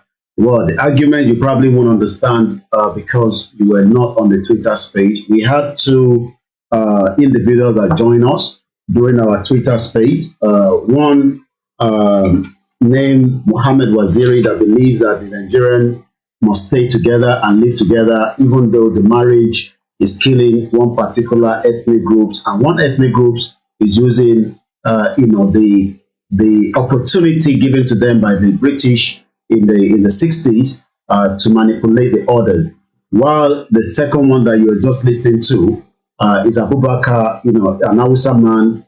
He believes that we have the right to, have disintegration, but he doesn't want a bloodshed. But he's telling us to speak to our representative. He's actually telling us to go and speak to our representative so that we can use that opportunity to dissolve out of Nigeria. So that is actually what is going on for those of you that probably got lost in that audio clip. Once again, a very good evening. Mo kí gbogbo wa pátápátá níbikíbi tí ẹ ti ń gbọ́ wa tí ẹ ti ń wò wá. This is Koiki Media, where we continue to tell Nigerians, should you remain Nigeria? Look at the headline. For those of you that are listening to us, if you want to see the full video of what is going on right now, you will have to be either on my Twitter or probably the YouTube or the other platforms where we are also streaming. We appreciate those of you that have joined us on the Mixed LR. And Daniel says, Awusa did anything story about Nigeria. I'm not sure what you want to put out there. Maybe Allow Baba Eshegoni, and also Comrade Plan B. You say, I give it to Simon Ekpa. And good evening once again. Muki Bubua, Muki Yawadumileki. I've not seen my mom on the platform yet. I believe she's been so busy and engaged. We spoke after the Twitter space, but I'm sure she will join us. You will be able to call in, but let me have another 15 minutes into the conversation. Those of you on the Twitter, you'll be able to come in as well and speak, but please bear with us. We speak a lot of Yoruba as we also speak English, because our listeners are not just English. We are targeting our Yoruba people. These Yoruba people, we still they think the Igbo wants to take Lagos from them, yet they want to be in Nigeria. And nobody knows that as the constitution stands right now, you have the right to be anywhere in Nigeria. But when America is saying that they want to reduce immigration, they decided to build a big, borders so that people coming from Mexico will not penetrate into America. Why do you think they're doing such? Why do you think the British is now moving? They're changing their immigration laws. Very soon, those of you coming to study, I believe it's a master program. You will not be able to bring your family. It's becoming a body to the British system. So it is called control of their borders. Odigba by Yoruba nation, Catholic control border, but right now it is free for flow. And as long as they are there, are you not thinking about the Chinese? Don't worry, not to create the havoc. Let's look at this headline. We had in a conversation, you listen to people, you take notes. I've told you that in Yoruba, you must continue to have pen and paper when you're sitting on this platform, because there will be enough things to write down. We also appreciate Kayaga. I'm not sure what country Kayaga is, but she's not a Nigerian, but she's an African that spoke very well. And I did a recording of her as well, which we're going to post. You can check her out at Lady Kayaga. She spoke very, very well. There was another brother that spoke that led us to this conversation. Not every news you see, Google News can you marry. But I want you to look at this headline that I have in front of me on the screen. And it says, South Africa and Nigeria put on anti-money laundering grey list. Global Watch says Africa's two biggest economies need to do more to fight financial crime. Who they commit this crime? Shey na the man wey dey sell pepper for my Abule Ekpa, or the one wey dey Ijebu-Ode, or the one wey dey Imo, Enugu, or is it the Wike that moves money so that we don't know where the money is? Or is it the Peter Obi that kept his money in Pandora that eventually we have to know that he has some money, sitting somewhere because they don't want to pay too much tax. So they move the money around. But the average Nigerians will pay the price of this kind of result. So those of you that she's up with one Nigeria, oh, she's from Botswana. Okay, thank you so much. Somebody said they believe she's from Botswana. She spoke very, very well. Kayaga is from Ethiopia. Okay, maybe, but she's somewhere. Thank you so much, Babawa. So when we are talking about Nigeria, they give you this impression Nigeria is the biggest Africa. They must you listen to all this nonsense, but in reality, the indigenous people, the people on the ground, have never enjoyed Nigeria in the last 63 years, if I'm right. So all we have witnessed is criminalities of suppressing the people. But Nigerians that would like to get to South Africa also remember that the two countries have now also been added to another bad list or blacklisted. And today, according to the Global Watch, remember that Nigeria has so much, catalog of wahala, uniloritele. The capital poverty, even the toilet around the world, Nigeria is taking more than India. But Aida and Safunpe, Yoruba nation is the only option. Tani, and so we no. Yeah, that guy gave us a history. I'm not sure I wrote his name down, but we appreciate him, and I'm sure he will join us again in one of our broadcasts. But he was the one that pointed us to this, article, which is on the Financial Times. And the Financial Times, for those that know, these are those that control our system from outside. Even though we know that we should probably not be on that list, because when you look at the criminality that is going on in so many other industries around the world that is coming into Nigeria, but because for their own selfish gain, who is going to be affected? Now that Nigeria and South Africa, I'm going to focus on Nigeria because that's where we are from, according to what we are told, even though that's a complete lie. Who takes the bigger burden of this kind of article or this kind of narrative, Nigeria is now put on the anti-money laundering grey list. Let's read it. Africa's two largest economies have been put on warning by the global anti-money laundering watchdog over shortfall in combating illicit finance and organized crime. The Paris-based Financial Action Task Force, even though we know France has done much damage, that we should be countering them now to say they are the biggest criminals. But because we have seen them as, good people, the good guy, but Simon Ekpa is the bad guy, Igboho is the bad guy, Koiki Media is the bad guy. But when you see Macron, which is we're almost the same age mate, putting on his suit, Macron can dictate to me, but I cannot come and, I'm not dictating to anybody, but I can tell you that Yoruba Nation, say, shut up. Oh, the joke see London, Yoruba Nation, come back home. But Macron, that is not even up to 45, leading the whole of France, making decision, either favors Nigeria, either favors the African countries that colonize, like Benin Republic. I've been to Benin Republic, and almost everything they use in that country is coming from France, including the food, and some other countries as well. So my question to those of you that are listening to us is, ta ló ní, báwo mo ṣe put it out? Ṣé ìyá tó ń ta ata nílẹ̀ Yorùbá ló ń jí owó ni? Who is actually moving the money out of Nigeria? But those of you now that would want to apply for a visa to go to France will be rejected because they believe that you are part of the criminality or the criminal.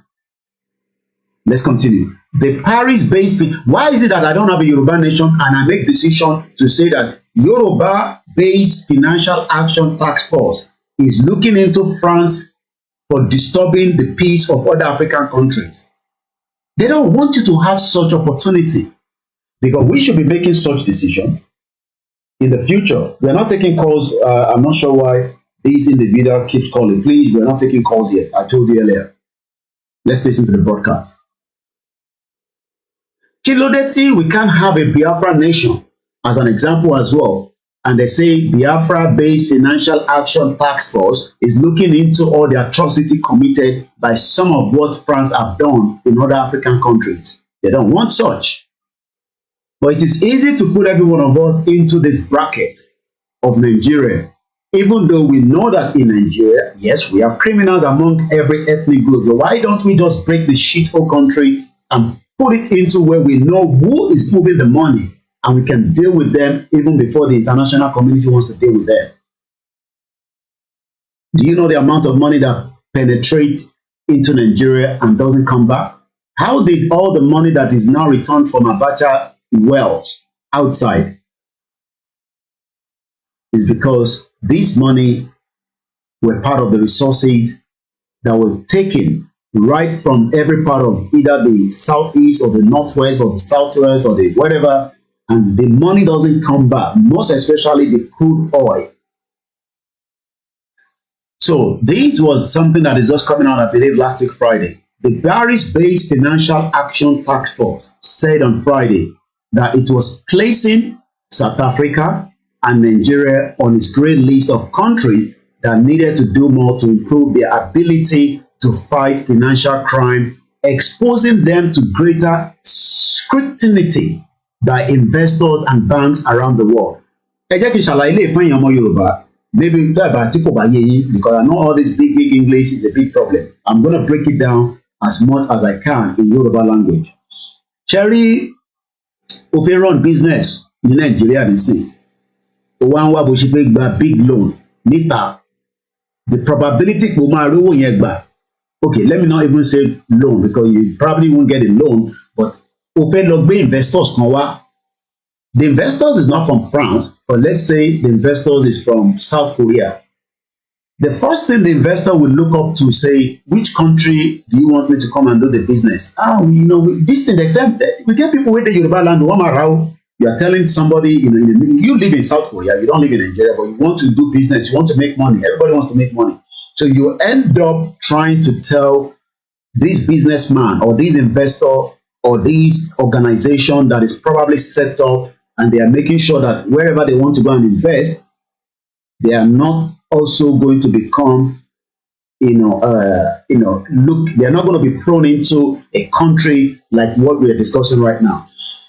The first thing this investor will be looking at, not this, trade by each other. You're buying a car from another Yoruba man in South Korea. No, we're not. We're talking about a bigger organization that you want to bring to Nigeria. Do you think that with these black list or gray list or whatever they're calling it, do you think this investor is going to come and invest in Nigeria in your own state? They won't come down because Nigeria is already on this gray list. Let's continue. The Paris-based, I'm just moving a little bit backwards again. The Paris-based Financial Action Task Force said on Friday that it was placing South Africa and Nigeria on its grey list of countries that needed to do more to improve their ability to fight financial crime, exposing them to greater scrutiny by the investors and the banks around the world. According to facts, actions can strongly affect how the financial probity of countries is perceived. The G7 created body can ultimately blacklist banking system over serious deficiencies in stopping money laundering and terrorist financing. I want us to take a look at that word. Let's even leave the money laundering, which is a criminal itself. Let's talk about the terrorist financing. Remember that Dubai was pushing the narrative that there is terrorist financing from their country to Nigeria, and they were able to indicate these individuals. Every one of them are from the northern part of Fulanese. They are not Yorubas, they are not Igbos, and they've been sentenced. Up to today, the Nigerian government have not been able to tell us who are those in Nigeria that should also be going to prison. Maybe it's Bubu, dead or alive. Maybe it's Abba Kyari, that is now being protected from not going to America. But the Yoruba man, the criminal one, that a lot of you love so much on Instagram, Hush Puppy, hey, Hush Puppy, is now being in the prison. But Abba Kyari is still being protected by the same criminality. So the word terrorist financing is a big crime on its own. Nigeria is already in the bracket of terrorist country. So the more tabak person in Nigeria come back home, I don't need to come back to the shithole country that has even been labeled black. I don't want to use they use blacklist, which shouldn't even be, because black is beautiful, but the way these people look at us. And you want me to come back to the messed up country. Thank you so much, Best TikTok. Once again, this is a live transmission coming up to 3 minutes past 9 p.m. Tuesday, February 28, 2023, as we continue to say, Yoruba Nation, white list, yes. Thank you so much, African Confidential. Moki Yawa Omolara Momo. I love her each time I see the comment with the way we can fight on the, with some of these idiotic people that say, come back home. I don't know, come back home to do what? So, let's move swiftly. South Africa is only the second G20 economy. So Nigeria is not even there. After Turkey to have been added to the fat grey list. The United Arab Emirates, Albania, those countries, Yemen, terrorist area, are also among those grey lists. Only 3 countries, Iran, North Korea, and Myanmar. Myanmar is a very, very bad country, running a lot of, they're suppressing their citizens as well, are blacklisted.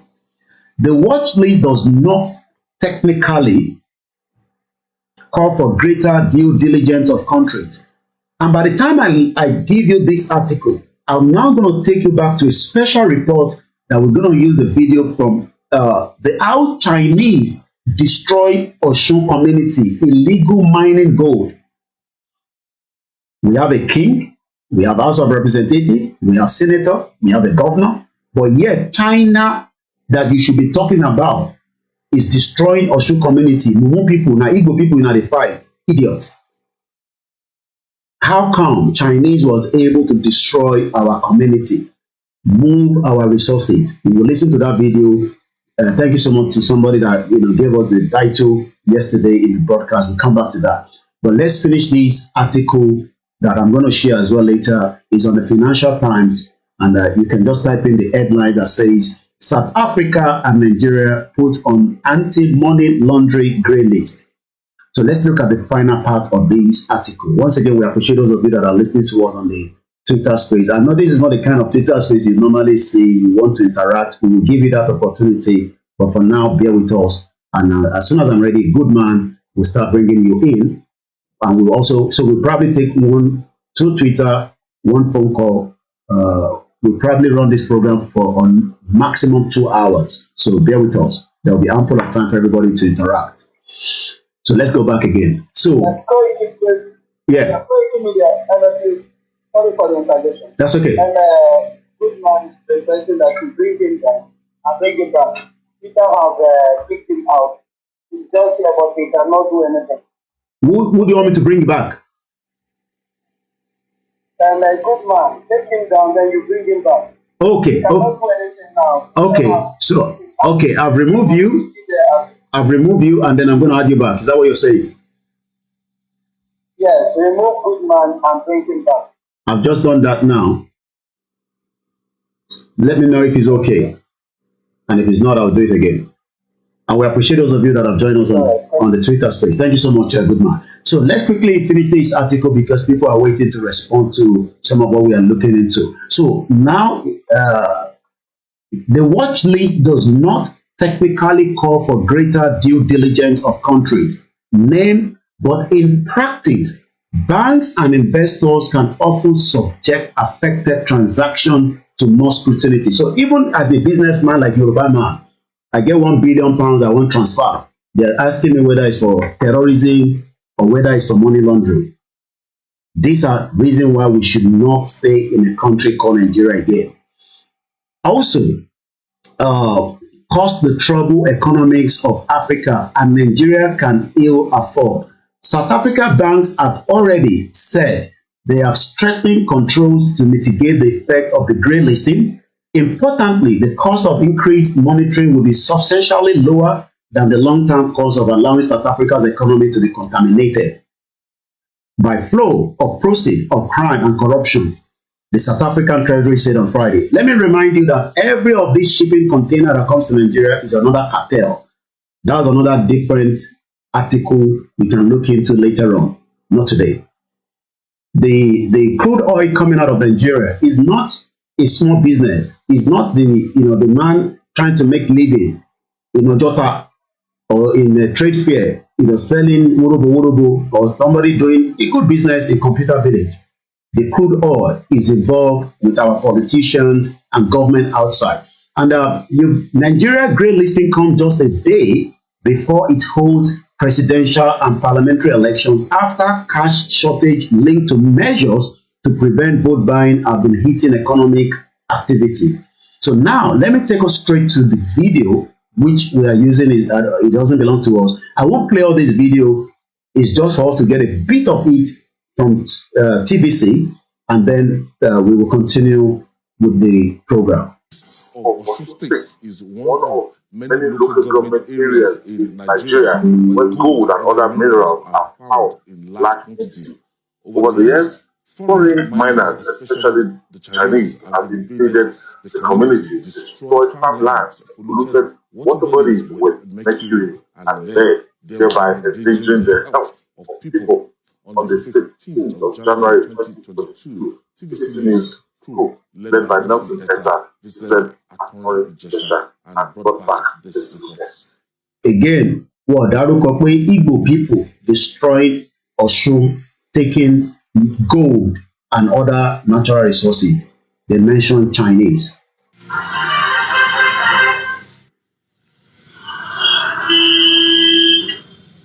On the 15th of January 2022, when the world was just settling into a new year, TBC News crew set out for a journey to Osun State, Our destination is Atorejesha.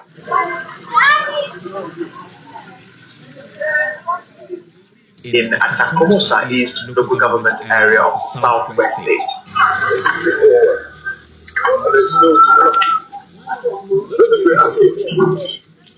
The mission was to unravel the mystery behind operation of illegal gold mining.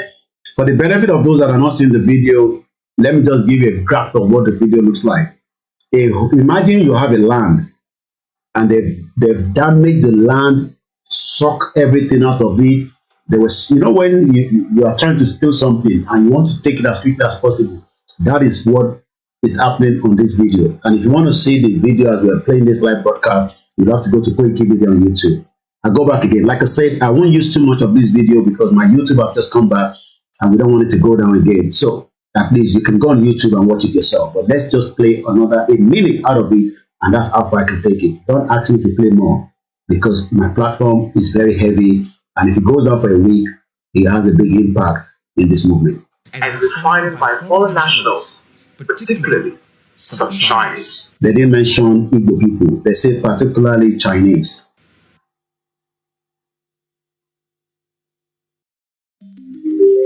There's just an advert coming. We're going to take that out and we'll play another 30 seconds. And let's go back again.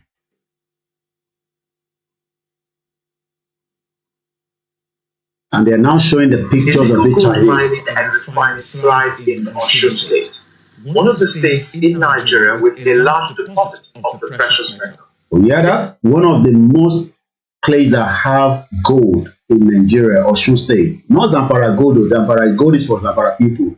So when we say Yoruba nation, shut up, come back home. No, you have a king that sit down there and allow them to take your natural resources. And let me say, I have evidence, and I'm not joking, but for security of this individual, evidence of gold moved out of Nigeria. I won't go into too much details. They go on the aircraft. I have the picture of the gold. I have the picture of when they weigh them. I have details, invoice, and this gold are brought into not too much information, but by CBN from Yoruba land, and they are moving them out on a weekly basis. When the right time comes, like I said, we will release those images. But for now, if I do so, they'll pick up my source. It has become a corrupt den involving highly placed officials from the federal, state, to local government levels, as well as residents and families in Atorejesha.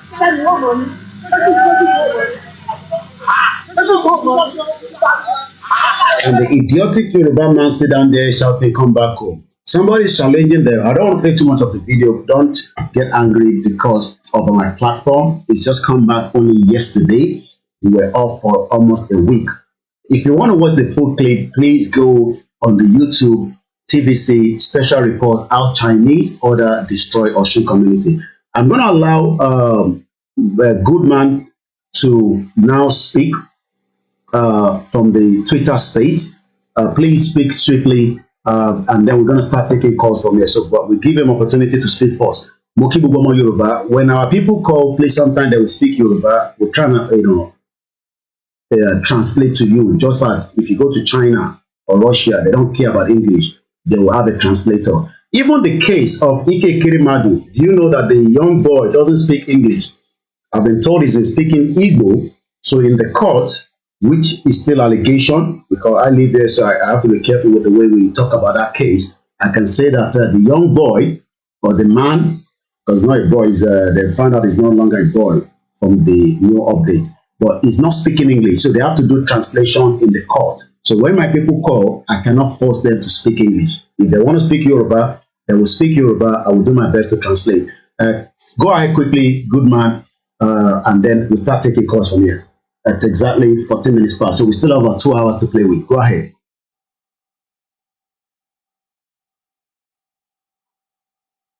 Okay, I'm not sure if he's still with us. It seems he's having problem. Media, it's like a good man is having a. All right, you go. Console. All right, you go ahead. We'll wait until he comes back. You go ahead. Console for the time being. Okay. Thank you, my brother. I'm Koiki Media. You're welcome. On your space. I was here when this was going on. That was this person was trying to correct some impressions on this one mindset on our brothers. Now, and I want to look one thing that from the menace that we find ourselves. I want to say that thank God today. I want to thank God because for the privilege of media that in this 21st century, media is available even to 10-year-old child that you can know what is happening around. It wasn't like this in the days. I think that the need was there, the daily days, and that the NTA, which contributed almost 99.9 problem that we are struggling with today. I think they started playing because they are the only TV channel that I can remember those days that my father would go and who will come and gather at the part of the watch. I think they started playing to tell our father the truth and look at what is happening. These people that you're watching, they're not actually representing you in the international community. They are representing themselves. It's a question that we begin to know and understand that some money that was looted by Abacha are still being returned to Nigeria for many years now, and they're still returning the Abacha. There are a lot that are looted. Our church will drive the Western world, but we cannot know about them. We did not even know, we didn't have any clue about those things. Not until the media was made and public for us, made accessible for us, that we begin to access those things. And the history that was denied us is media that made it possible that we know what that happened in the Israel land when you were not born. That I was able to access the things that happened in the other land when I was not born. That I was able to assess how the houses were conquered by the Fulani's. All these things are the works of me. And I want to tell our people and the other ones that we should not continue to anchor our faith on this contraction, location 419. Let me use your phrase, my brother. I love that name that we give this contraction. Location 419. That we shouldn't anchor our faith in this place. This construction is a place that you cannot plant your destiny and expect it to grow. You cannot plant your destiny in Nigeria and expect it that in the next 10 years, the next 15 years, in the next 20 years, that this is what you want to see your life look like. Not in Nigeria. If you plant your destiny here, your destiny will die a natural death. The Nigerian government did not snatch the destiny away from you by taking away your life. They will so frustrate your life, you and your education. If you cannot tingle yourself with their control, with their evil, they will frustrate you to the extent that you will start looking for a way to run away from this country. That is how a lot of people are resisting this place. But it pains me that in this whole thing and flaring for us, that this place is irreparable, that you cannot believe it, irredeemable. This place is structure that Nigeria and the foundation in which Nigeria is built on. You cannot retain Nigeria. You cannot regain Nigeria. The only way to regain the right indigenous persons is for us to go back to our ethnic nationalities. For Oduduwa to be the kingdom that it used to be, the proud Oduduwa kingdom that is still respected in Germany in those days, still respected in London in those days, when they go there for tourism, for visitation, they were being respected because they have a rich culture.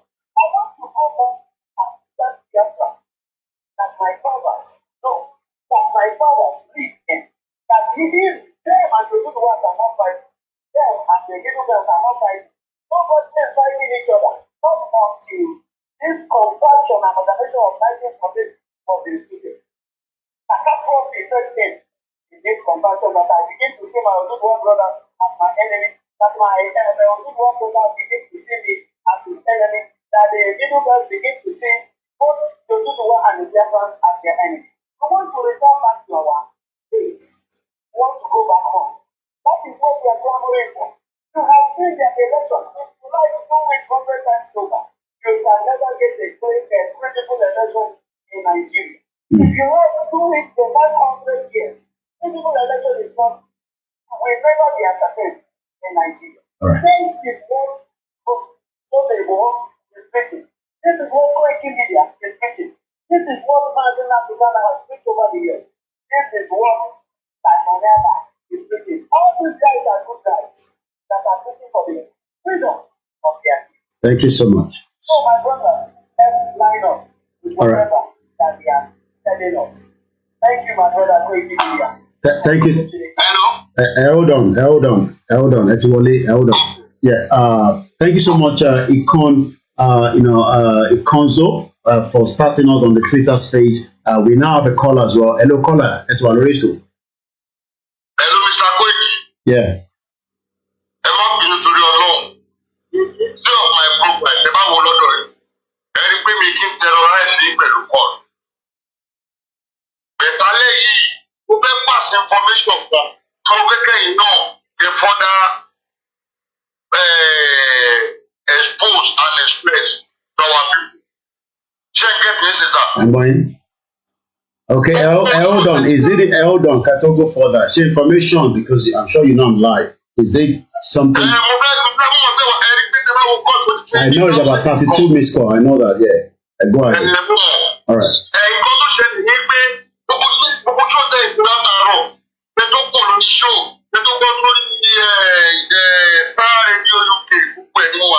Okay. Yes. Good evening to my beautiful mother. Okay.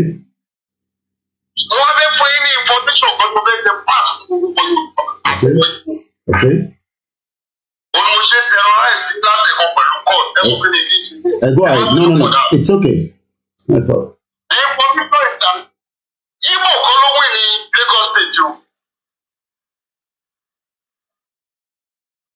I'm going. I'm going. Igbo, no be Igbo people wey Lagos State o.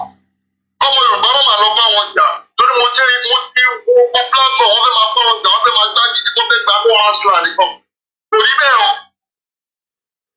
láti jọ Saturday yẹn tẹ̀ get better. Yeah.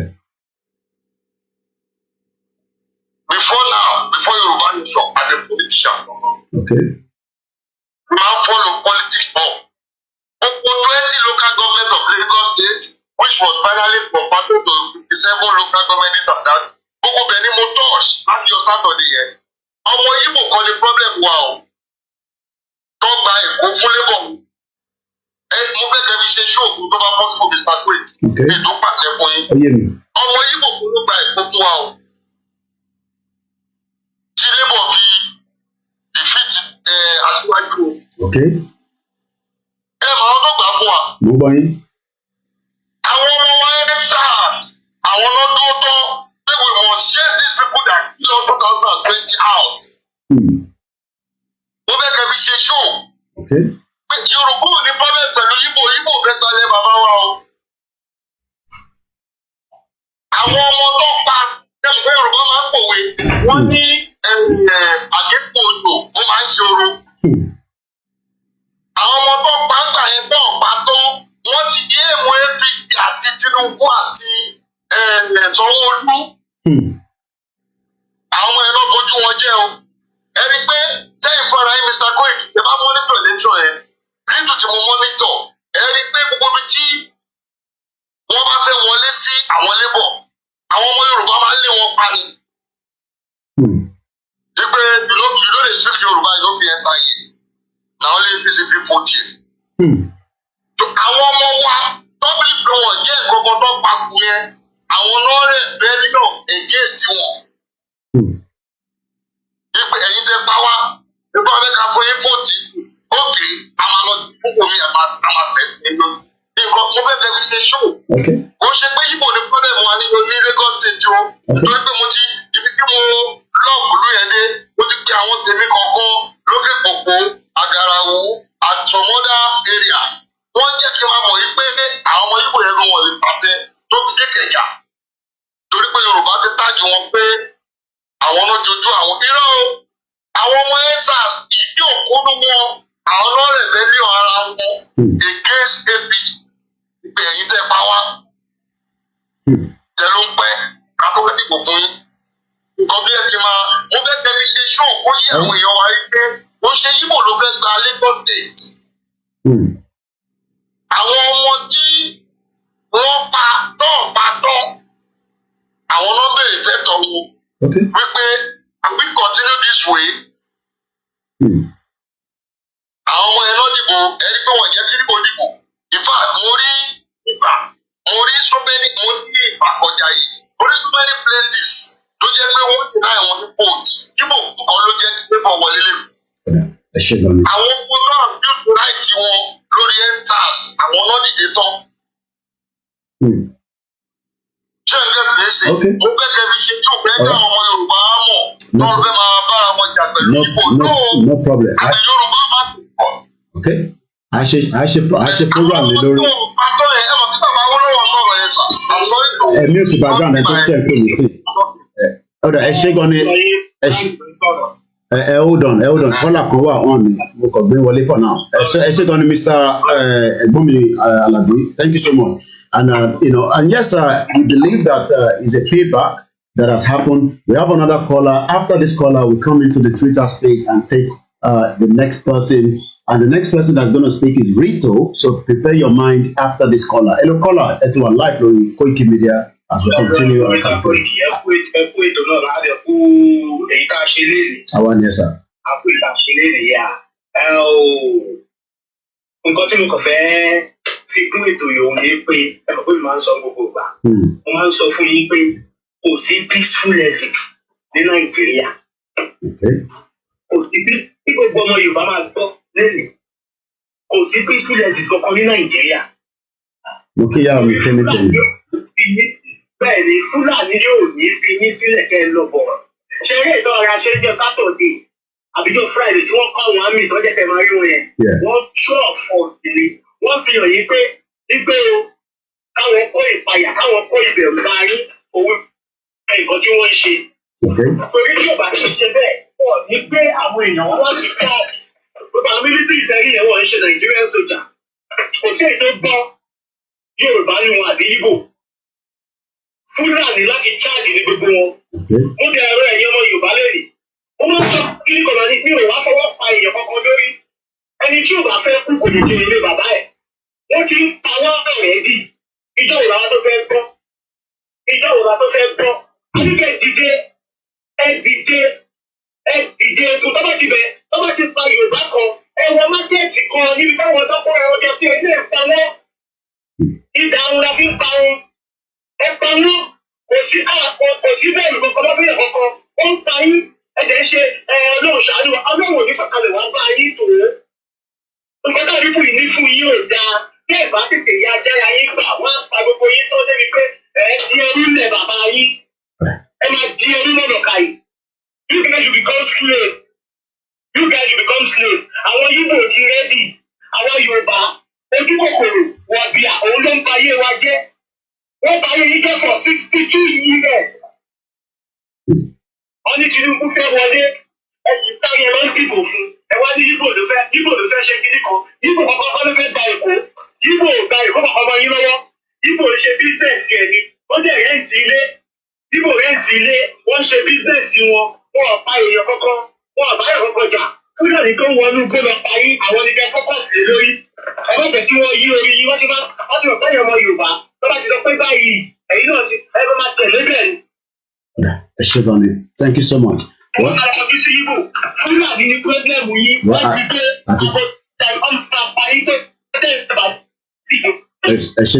And also Chinese, we should. Emabino, I have to let you go, my brother. I love you so much. Mokiyawa Temi, thank you to the last two caller. Austin, good evening. Mel Oludari, JP. I now know what is meaning of JP. I think it's people that have traveled to Jerusalem. Yekini Mustafa. Let's come now and speak to Rito on the Twitter space. Go ahead, unmute yourself. We'll bring all of you in as well. I know there's more requests but we will try and make sure that under 2-3 minutes, please, do your submission. Go ahead, please. Good evening, my brothers. Good morning, good night, from wherever you are. I've done that. I've done that already. Good morning, good afternoon, good evening, my brothers and my sisters, from wherever you are listening to. I'm an Igbo man, I'm a Biafra man, I'm a full Biafra man. All those things these politicians are doing are just to put us in a danger, a big danger. So we really need to escape from this danger zone. I told many of my friends that Peter Obi is my brother, but I know it's going nowhere. All these things have been planned for years. Simon Ekpa and Nnamdi Kanu have lectured us very, very well. So we have known all these people, and all the things they say went exactly how they said it. So there is nothing much we can do about all these things. All those people are killers, they are murderers, they are bloodsuckers. So we can't defeat them. Anything concerning Nigeria can't be possible. It's better everybody should go, Duduwa should go, and Biafra should go, and Ariwa should go, so that peace can reign in the country.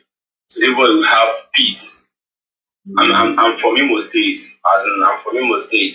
There was no election conducted on that 25th of February, but everyone was calm.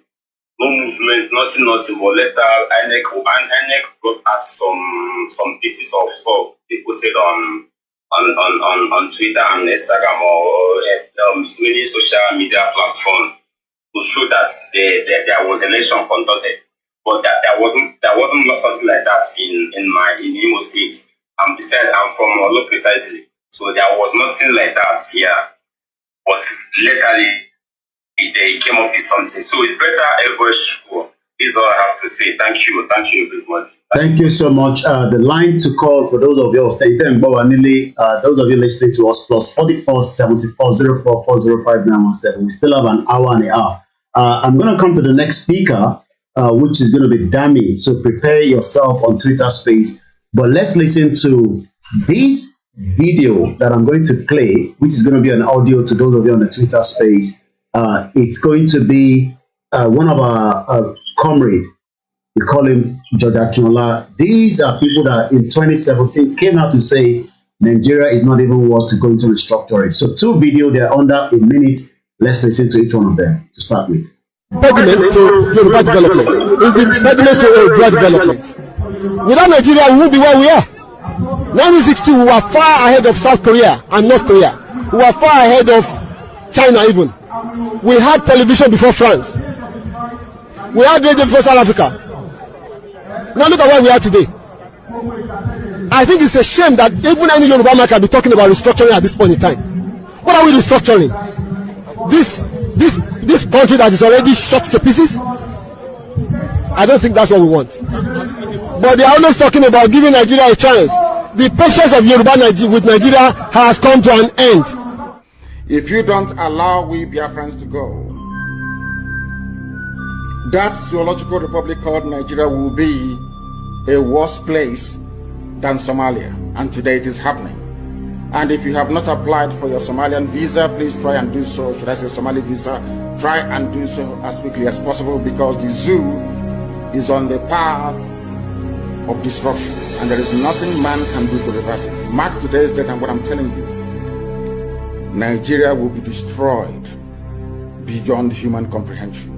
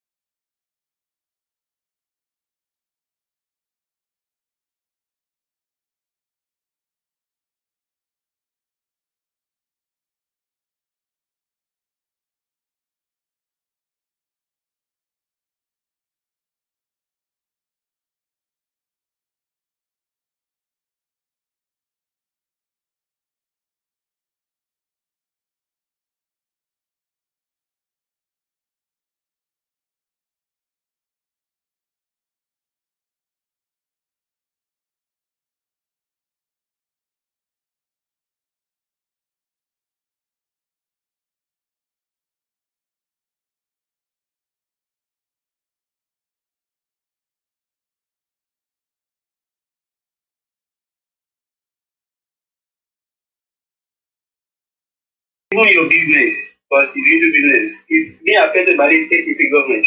So, while I am voting for APC, we are voting for better bill.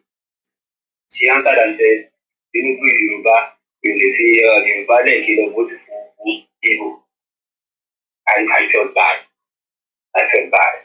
Now, what are we saying? Tribalism is everywhere.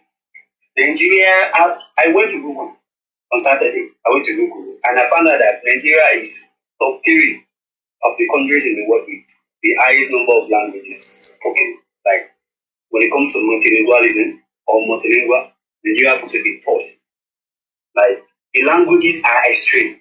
You can go Google search and make your research. Everybody listening here. Nigeria is top 3 of the country in the entire universe in the highest number of languages. And when we are talking about languages, we are talking about cultures, we're talking about traditions, we're talking about a lot of things. I don't tell these people fact whenever I go to the political space. I tell them this fact that Nigerian politicians from 1953, that Anthony Enaro moved that motion, and Amadu Bello countered it, and Nigeria experienced its first Kano riot, tribalism at its peak, that the Hausa people or Fulani, whatever they call themselves, were killing anything southern over there. Right from that moment, I do tell people this for that. Nigerian politicians have leverage on the diversity and the disunity in the country.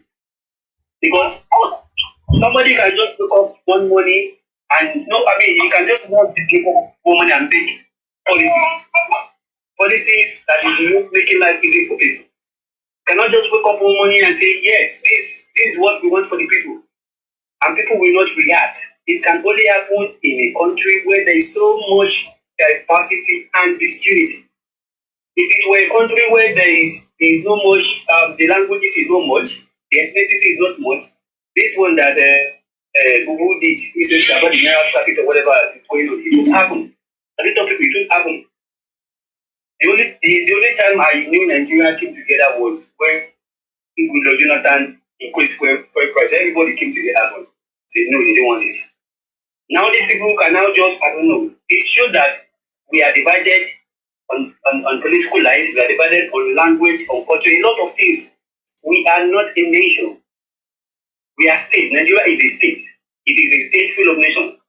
I said it, I wrote on a book recently, I said, Africa as a continent, it is a continent that ought to be filled with about at least 300 plus countries. And Nigeria itself has about almost 200 plus countries, or even 100 plus countries. But, this lady created a group that where I was in.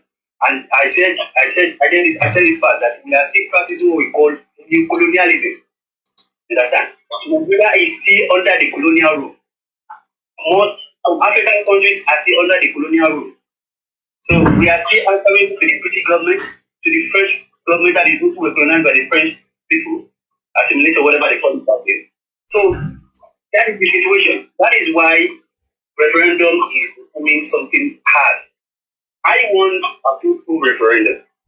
And when my friends came, when I went to, they were like, after all, you believe in Yoruba nation? I said, I will vote until the day that I experience a true referendum. If I am in US by then or UK by then, I will come back to Nigeria to vote for referendum. I don't mind. Referendum is what I'm waiting for. That is the election that I really want to participate in with all my heart. Referendum. But how are we going to get referendum? I don't tell Biafran people, you cannot get referendum by violence. I've seen a lot of videos where Biafrans were killed and killed like animals. You can't get referendum by violence.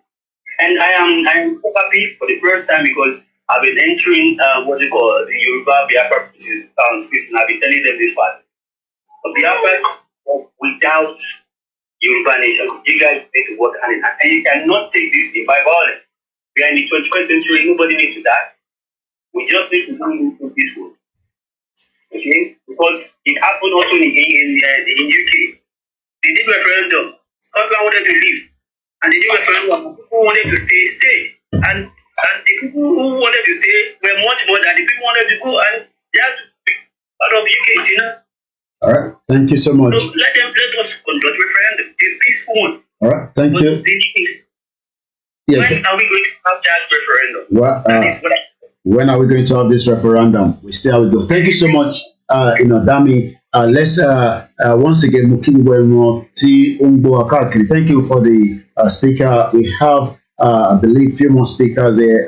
We're still taking calls for those So I believe we have a caller, so let's balance it. Let's take our calls from here.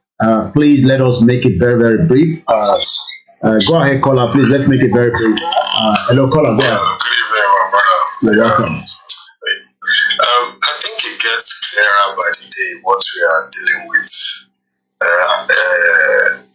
Nigeria, as it is, it's a crime scene, like you always say, and it's a criminal enterprise, I like to call Nigeria. So it is being run by cartels who are not willing to show their face or put their foot on the ground in Nigeria, which is the British Empire and the French. They run the Franco countries. So basically, the people they put forward as your leaders are the people who are willing to do the beatings of what these colonial masters should actually come and do themselves in Nigeria. So you have the administrators who are your president, Senate, House of Rep. So those are the ones keeping the books going for the criminal cartel. So they've set up this system to the extent that they don't have to visibly show themselves in the country, so that the brewer won't go around the world saying, why are the whites coming back to come and colonize us? They've actually set up a perfect system whereby a black person can be used to colonize the blacks. Now, this enterprise that they set up called Nigeria, a criminal enterprise, it is actually used to launder the indigenous people's wealth, which is your oil, your gold, your cash products, name it, everything. So this is why you see a lot of them currently in Nigeria concerned about the election of Nigeria. Because I think we've hit the nail on the head, and there's a critical mass where a lot of masses of people are now waking up and are now aware to exactly what is going on and how unfair the whole system is. Now, you need to start looking at the so-called people you call the elites. Follow the money and you find the problem. These elites are purposely being picked out and being funded. They will use the example of Dangote. Now, let's use Dangote for example. They'll use the central bank, which is controlled by the West, which is owned by the West, to loan to an individual in your country, the person ready to do their bidding, to use and purchase a land on Yoruba land where they know the oil is. They funded the refinery. Now they are stealing the refinery under your nose and shipping it out for sale. So what you call that is oil laundering, oil bunkering, money laundering. Now, even the England that we know of today, Koiki, do you know that they only stopped paying slave masters in 2014? For why? Because the English Parliament decided that they should stop slavery then. So these people who own slave ships and slaves decided that they needed to be compensated. Now look at the years that they stopped slavery to 2014. England was still quietly paying this group of families for the fact that they stopped slavery. Now, I don't know for a fact, but I believe it's the same group of people who have now connived and called themselves elites, are now using the wealth that they have acquired to kind of capture individual countries and want to call those countries their own, to own the resources and everything upon it. So they have to create a fictitious entity, like take away your originality, your indigenous attachment to your land. They have to rename that to create ownership on top of it, which is why they coined the name Nigeria for you.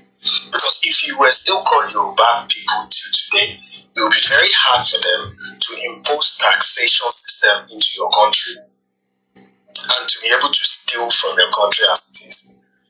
Now, Kila did Latishe as someone Yoruba. It's actually not very difficult, but we have to have the critical mass and readiness for it. Just withdraw yourself away from Nigeria and anything to do with Nigeria. Now, one, if I support Wale and those Chinese that you are talking about, Kole, Kababes ni Nyong Kole, sorry, because one Wabusa. Àwọn náà kò ṣe wọ́n fẹ́ mú Ayílála àbọ̀ fẹ́ mú Ṣàngó àbọ̀ Bàtálá. Tọ́ba rẹ̀ ni mú, tọ́bẹ̀rẹ̀ sẹ́sẹ̀ wú tójú tápá ń wọ́n máa fi bẹ́lẹ̀. So it's like our friend are ready. Tí a bá ready, gbogbo nǹkan tá à ń sọ kò ní ká máa pariwo lórí online rárá. It's like àmọ́ nǹkan tó ń lọ tẹ́lẹ̀ àdẹ̀tí wà mọ̀ sí. So a ní láti lọ bẹ àwọn bàbá ńlá wa àtàwọn ìyá wa tá à ń pè lájẹ táwọn èèyàn wa ń pè lájẹ nǹkan kan yẹn. I need láti lọ bẹ̀ wọ́n because we have offended our ancestors. So we can't just think of the things we're going through now is basically because it's a payback for not respecting our ancestors and giving them their rights, which is the praises and the spirituality and all the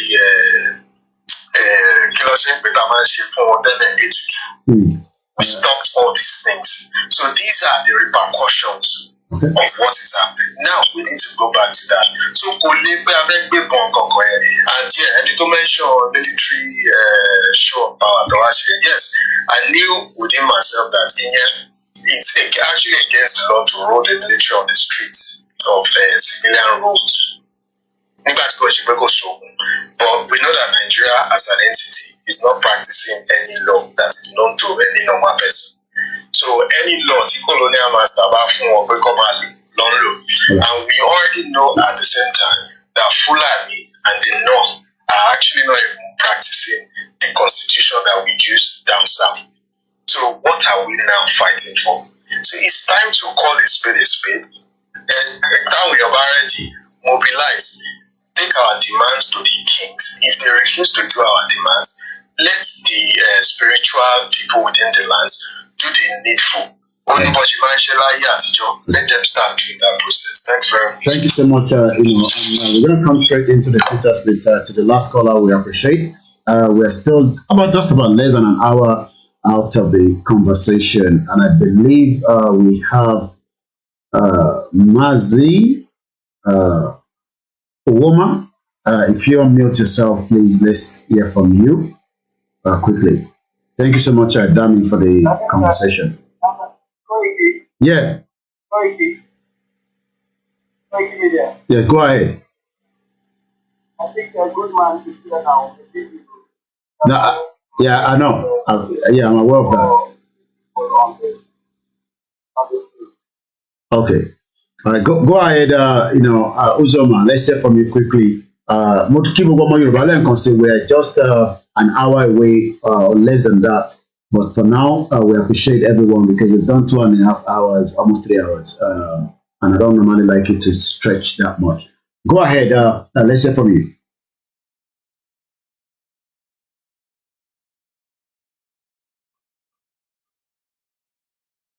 Okay, it seems maybe there's a network from his own end. All right, let's bring iStar 2020. iStar 2020, unmute yourself. Let's hear from you.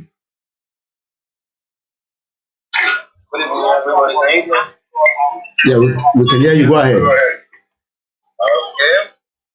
I just want to thank everybody in this space. thank all the Yoruba Nation and IPOD. I want to thank Brother Koike and Simon Ekpa for making this our dream come true, because it's already coming true. I can see it. So I just want to, this is my first time of speaking, giving me the opportunity to speak. Everybody that is making this dream to come true, that God Almighty will keep on blessing you guys. So here that we are, we don't have right to speak, we don't have right to say anything. Even as a Christian, you are here, your life is in danger. So, but we are watching everything that is going on, and we are very, very happy. We are so much happy. Imagine in a nation where you don't have your own freedom, you can't talk, you can't walk around as you want. You can't even play music in the streets. Is a problem. Here we are. So, I just thank God for this. This is our dream that is coming back. So that's all I want to say. I just say that God Almighty will keep on strengthening everybody. Thank you so much. Thank you so much, Tony. Thank you so much to the last person that spoke. I'm not sure whether Iwama, you can go ahead now. Yeah, he's here. Yeah, go ahead.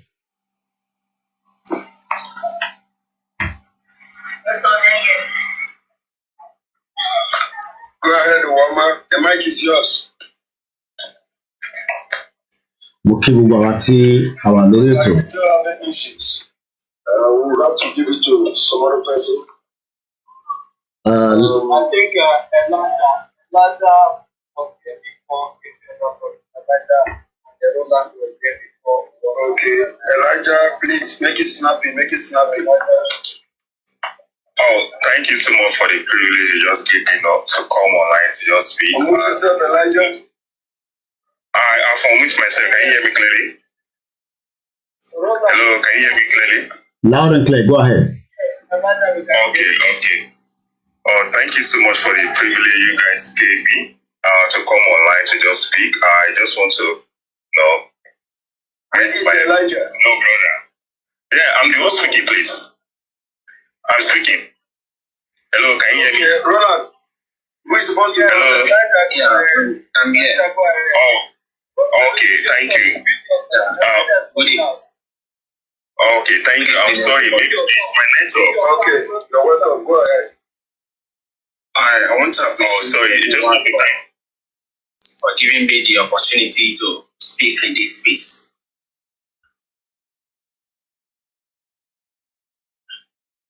I want us to understand the facts. Can you hear me? Loud and clear. Go ahead. I want us to. Okay. Okay, thank you so much. Yeah, thank you. I just want to know.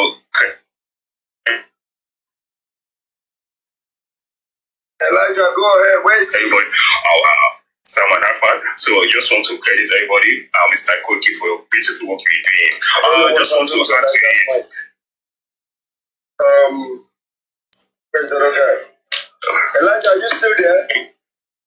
It might be the network from location 9. Roland is here. All right. Okay. Can I speak now? Go ahead. Okay, this is Roland speaking. Good evening, everybody. I'm speaking from Nigeria, and I want to appreciate you all for giving me the opportunity to speak. I want us to understand the fact that Nigeria is a place of money, fame, and power gain rich above the law. In Nigeria, if you have money, you can kill and go scot-free, and nobody will ask you. And this is not the democracy we are practicing. And as a matter of fact, the Fulani government have taken over the entire Nigeria. And as a matter of fact, they want to Islamize Nigeria. They want only their people to be in Nigeria. They don't want any other people. And it is high time the the Oduduwa nation join hands with Biafrans and hasten the exit or the separatist movement for everybody to control their own region. It is high time we prove to them that we will no longer tolerate any colonization, operation, exploitation, degradation, humiliation, discrimination, and marginalization. So it's getting out of hand, and I think the Oduduwa nation and the Biafran nation, they need to join hands. If it is any people they need to beat, the people that matters in the international communities that can quickly intervene, let them intervene and let's conduct a referendum, because Nigeria is no more, in fact, Nigeria is not working as a matter of fact. And again, I don't know if Simon Ekpa is still on this space. I want to use this medium to advise him to use a different regimental dimension in some of his fighting. So sometimes not advise, to suggest, not advise. All right, to suggest that he should use a different regimental dimension, because sometimes there are some kind of statement he used to make when he wants to take action. And once he brings it to social media, the video will go viral in different military groups. And for that, the Nigerian government will mobilize their soldiers ahead of the plan. Right. Before you know it, they will be well prepared before you take your action. Because it's only a tree, and you will tell that I will cut this tree so there, and it will stand there and wait for you. I don't know if you understand what I'm talking about. Yes. Don't worry. There are strategies to war. Just round up. There are strategies to war. He knows what he's doing. Thank you. All right. Thank you very much. I'm a military person, and I'm into different military group, and I understand what is going on in Nigeria. Even right now, there are so many times you see the president forcefully retire some generals or people that matters in the military. And most of these people that are being forcefully retired are from Yoruba, Igbo, and Middle Belt. They want to be the only one in power. So let's do something as quickly as possible, and let's have our freedom from Nigeria. Thank you very much. Thank you so much. Well, Akibu Gomo Yoruba, and those that are still listening to us, as you can tell, just the same way we get intelligent, evidence is there that the Fulani, I'm playing, for those that are not watching us live, in my background, I'm playing when the Chief of Defence Staff came to UK.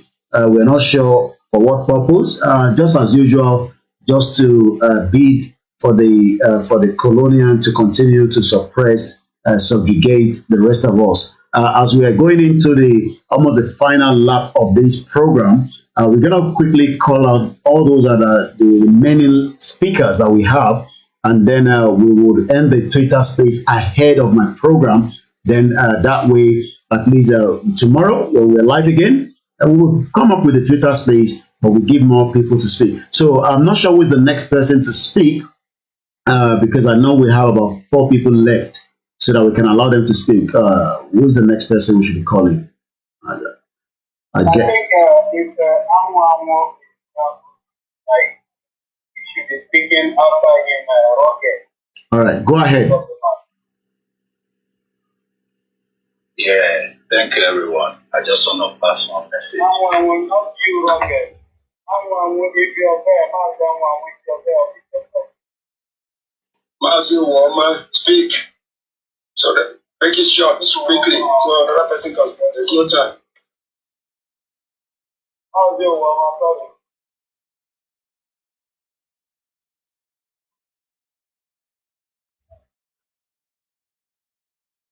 You see, have the same mic problem. We can't hear him at all. Let's get the next person in. Oh, can you hear me now? Go ahead. Can you hear me now? Yes, go ahead. Go ahead. Oh. Okay, Quick Media, I want to use this podium to commend you for standing firm at this struggle. I know that you were many when you started this movement, as some have already fought, but you keep the fire burning. I want you to keep it up because it is our duty, it is our determination, it is our future, and it is our home. If we allow these people to conquer us now, they will conquer us forever. This is time that we have to put things together, Yoruba nation and the Biafran nation. We have been brothers right from the time immemorial, before they divided us, and now the God of all creation has come to put us together once again. Please, let us keep it up. Thank you so much. Thank you so much, my brother. I guess we are having a call coming through here. Let's take this caller first and then we come back into the space again. Hello, caller. Hello, good evening, sir. You're live. Go ahead. You're live with us.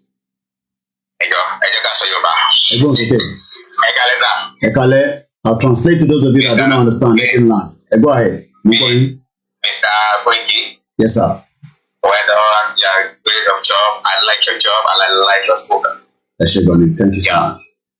More like you show when you get the and came out this way. I'm almost media to pass my into any come my telling because and you tell you okay. I lay ship to that. I just I've been following you for more than 1 year now. So I just wish to call you today. Because I like your word, I like the way you spoke. Like when you man show my child, man show man follow. I feel you back back.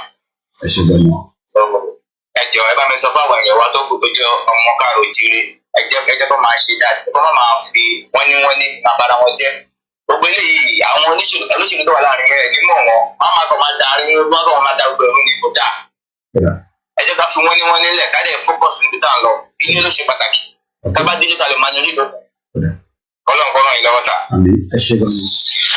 My name is Olatunji Atsa. Thank you so much. You can get me on Facebook. Okay. Yeah. Thank you, sir. Thank you. Well, it's just words of encouragement from one of our listeners outside location 9. Let's come back into the space.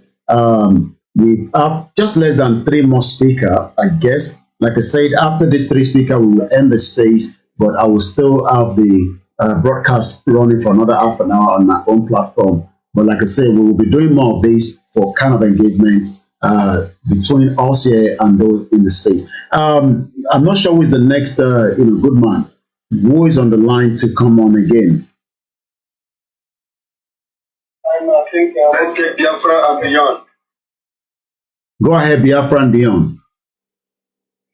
Yeah, greetings, Koiki and everyone. You're welcome. I just want to hammer it again that it's we, most of all of us should, everybody actually should think and realize that the driving in what you are fighting against is jihad. Fulani hides it, even though they sometimes say it like to your face, what you going to do. But and Muslims, they sympathize with them because when they see Sharia, because even though they don't even know Quran very well, they sympathize, they cannot go against. This is why never when Sultan said that Boko Haram is fighters or things like this, you never see anybody go to counteract him or protest against it from any Muslim because those are practicing the religion they want, so they sympathize with them. So everybody should just get to know that don't expect them to be highlighting it for you every time. When Atiku went to the Pantafodio's tomb, that is the same thing they are activating, and all of them, they revere him, all of them. So all of us, we should be bringing this up that people know why they ignore all this, why they bring out military, so-called repentant Boko Haram, put them in the military. So we should be very, very focused on that. I was speaking a while ago, he was talking about international community. They know what is going on because it's them who go and remove even the Nigeria from those who persecute Christians and all those things. So they know what is happening. If you look into that, and they want also to depopulate us. They are our population, our people. They don't like our population. You know, they don't like us to increase. They want to decrease the population by all means. Because life comes for some of them when they tell them people they struggle, they talk about one thing or the other and suffering, even come and sit at home, none of them are protected. I was reading with a fellow Biafran. He was telling me that our people suffer because of this. I said we are trying to bring a situation where we can put a border that people who are coming from Sahel to take away your life and trap your life. And we are there talking about you, maybe one thing or the other. If you don't have life, what are you going to do? There's nothing to protect or to go for any damn pleasure and all those things. So we should always remember that through the so-called international community, they know and whose interest those people are protecting. They are, of course, they know everything that is happening. They saw all the violence and they never talk about it. So you don't expect them to be the one to talk about it. It's you who proves to them that you have your common sense. You can think. You can just bring out it. Now, don't expect them. You have to grab it yourself. You know, so we don't wait for them to come and tell us. So the non them should know this and know the mentality of people you are dealing with. It's always good to understand who you are dealing with. Read their book. Don't worry. Be brave enough to read every book and understand. There are people. There's a guy called Christian Prince on YouTube. He will explain things. You just listen to him. You understand the mentality very well. He's an Arab. Christian Prince is an Arab. He will show you the whole thing and you understand what jihad is. Our people don't know this. Most of all, people don't know that people want to kill you. You are protecting them who want to kill you. The people said that the biggest weapon or the most potent weapon of the oppressor is the mind of the oppressed. And this is what is playing out. My brother, so but we have to just keep it up and keep spreading the news. Like the brother who said that we don't go or that we have to find a peaceful way. We are not the aggressor here. You should start thinking and know who the aggressor is. We are defending ourselves to be alive. You see them carry all these things. It's not who is going to the north to go kill people. People come from Sahel to go to the south and massacre our people, and the same people are not being persecuted. They release them and put them into the military to go send them to the south as well. So they should start thinking. Let me not take too much time. My brother, keep it running. Thank you so much.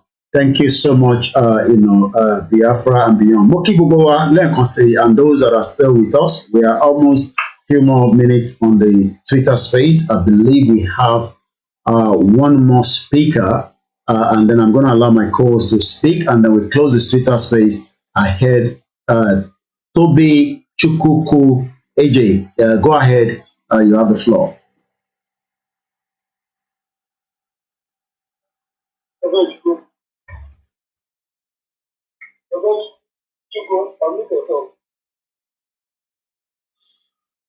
We're almost done on the Twitter space and we'll come back into the studio in just about a few minutes. Okay. It looks like is it having mic issue? He's not talking. Okay, that's fine. We'll just bring him back to the floor. So good man, as I guess Woman has spoken before. He has spoken before, and we're having issues with his mic as well. So, Goodman and Ikunzo, before we close the Twitter space, give us your closing remark.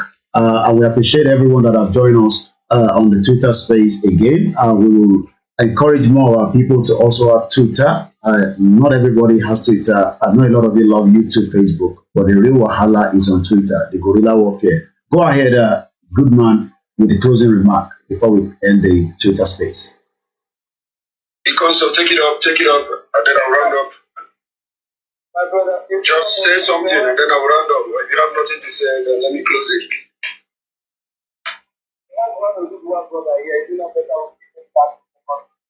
Okay, bring him up. Let's give him. Go ahead, Wasil Bakari. Your light. Go ahead. Wasil Bakari, believe it's just sent a request. We won't take any more requests after that. Go ahead.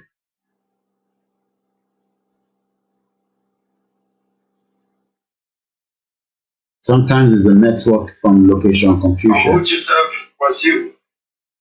Unmute myself. Yeah, go ahead. Go ahead. Yeah, we can hear you loud and clear. Good evening, everybody. My brother, Koiki Media. I love you, brother. We are together through this struggle. The chief Sunday go at the house. I also have a picture with me here. My brother, we just need to put courage into the mind of our people. Don't let us lose focus. I'm in Nigeria here, I'm locational here, and I'm into so many people here. I'm one of the guys under the DK. You know the DK very, very well. Yeah. We are fighting the fight out of here. We are fighting the fight back out of here. We are convincing our people. We are enlightening them. We are letting them know that we are not fighting because we want to fight, but we are fighting because we want to get our freedom. Because these people want to keep us under their foot, to be directing us the way they want us to go. Like what I told my people in the group, one of my group that belongs to, that keep pushing them, this election the way it's going. We told them that this is not going to work. These Fulani people will not succumb to us. They will not give us the free hand to do things we want us to do. And they have the backup of the British colonized. They have that strong backup. But one thing I want us to do is that they just keep focused. Let us keep focused. Let us keep focused. Because victory is ours at the end of the day. I'm really happy to join this platform. And I believe, and I also talk to my Igbo brothers here, please, I have so many messages back home. So many messages back home due to what happened in Lagos. I love the way the Igbo showed each show and the back brothers that does not mean because we are in your land, does not mean that we don't have the right. I love it so much. But let us keep love between ourselves. Because these Hausa Fulani want to create enmity between us. So they can easily come in, they say they want someone to create peace. And from there, they will start killing our brothers. They will start killing our people. From there, they will go to achieve their aim. Let's keep peace between the Igbos and the Yoruba because we are one. We have been doing business together for ages before this Hausa Fulani came to us. Please, let's keep the love that is growing between us. I follow Sam Ekpa so much. Every time Sam Ekpa is online, I follow him every time. I love you, my Igbo girls. I have so many Igbo brothers. So many brothers when I was growing up. I have so many Igbo brothers. I grew up in Mariga. I have so many friends that are Igbo brothers. We live together. I understand them so much. Let us keep this love going. We can fight this battle together and take it our enemies together. I love you guys. God bless you all. Thank you. Thank you so much. Good man. Thank you so much. Let's close it now from your end. We won't bring anybody in again. Good man, go ahead. Yes, let me go before good man. Thank you so much. just be slow. Thank you all the people that came to this special guest. I want to thank each and every one of us and encourage each and every one of us to know that this part that we are using is not. That is the part of freedom. And there's no going back. That will also be encouraged in everything that is going to come out as a result of the part that we are going to go. And we should always look out for the gift of creativity, gift of someone ever, gift of other media warriors that are unity between them, always with them. These are the little things that we can do, push the gospel forward for more people to see what we are doing, that we have declared that we are not doing this again, that we are opting out from the zoological republic, from the education forward now. Thank you, my brothers, for coming around, and thank you media for having me. God bless us all. Thank you, Konzo. And let's now get the last one from our brother. It will never be the last one because we will always continue with the Twitter space and the other platform. Go ahead, good man, and help us to close this beautiful section on the Twitter space. Thank you. Exactly. Thank you, my beloved Koiki Media. Please, each and every one of us should make sure we follow Koiki Media and then subscribe to his channel on YouTube, so that once he comes up, you can just go there and like. So you give him support. and make one or two comments. If you're busy, you can go out, but just try to see that you go there. Cookie Media, I've been doing that constantly. Once you come, I go there, and I like, because as long as you are doing things for freedom, I am with you. I am so hungry and desperate for freedom. And that is why I want to speak with my brothers, the Yorubas that are here. You take this message home. Tell your brothers and your sisters to open the Twitter pages and make sure you tweet and follow Koiki Media. Follow every freedom fighter, Simon Ekpa, Koiki Media. Whoever you know that is pushing hard for the freedom, follow, because they are doing all this, taking all this time and pain for you. Go and follow them. And then also remember that your pastors are not doing anything. Your pastors are not doing anything. They are not telling you the truth that Nigeria is not a country. It's a company. It's a Royal Niger Territories company. They tell you to pray for Nigeria. Nigeria is not working. You must not continue to pray for what is not working. That is why they are killing you. They have no vision of this election. They only told you to go and get PVC, but they never knew that. They are telling you that they never knew that the election is going to be bad, because God doesn't talk to them. Remember, God tells them nothing. They only hear from themselves and their stomach. They are not there for you. So when you are going there, let your eyes be open. There are very fake liars everywhere in the name of the GOs. And then the enmity between the Yorubas and the Tuduwas are all instigated by politicians. It is all politically motivated. Love your Tuduwa brother. Love your Biafran brother. None of them are your enemies. The Yorubas are very peaceful. Only when they are instigated politically against their beloved neighbors. The Biafrans are also very peaceful. Wherever they go, they stay, they live like their hometown. They live as though they are in their own hometown. And they make sure whatever they are going to acquire there, they don't take it by killing you. They pay every time before they acquire any property. They pay everything payable. So they are very peaceful and they are very developmental, orientated. So love them. They are not your problem. We have just one common enemy, the Fulanis, who want to kill us and take our land. And that is why we are here talking about our freedom, so that we can protect our land, not resources. Nobody's talking about resources. When you are alive, then you can talk about what you can use to make your life beautiful. So your life is the priority here. Everybody here on this page, listen and listen good. Protect your life and your boundaries, so that you can sleep and close your two eyes. And then you will not be afraid of being exterminated.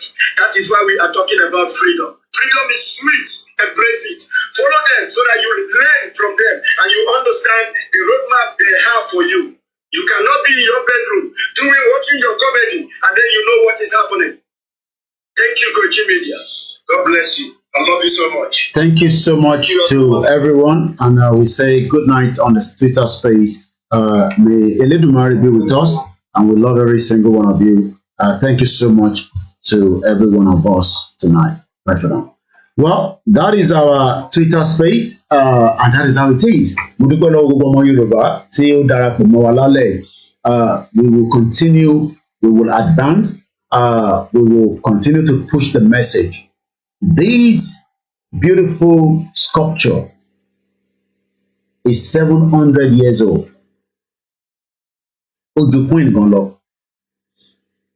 This sculpture is older than the queen that died a few months ago, last year. Alabido, thank you, Kenny, Oluwole, and those of you on the Instagram. Olakunle, thank you so much. Mokinye Gbomi, Shegun Honor. Young Molara, we're almost ending the program. It won't go more than 15 minutes. So in 15 minutes, we're going to close it. Ajayi Gabriel, thank you so much. Kayode Omok, thank you. Mary Ike, thank you. This sculpture is from Ile-Ife.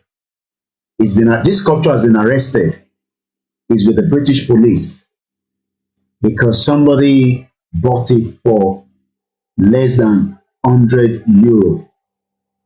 these people that buy all these artifacts and whatever bought it from the Belgian government. It was stolen from Nigeria, got to Belgium, end up with him. He wanted to come and sell it in the UK.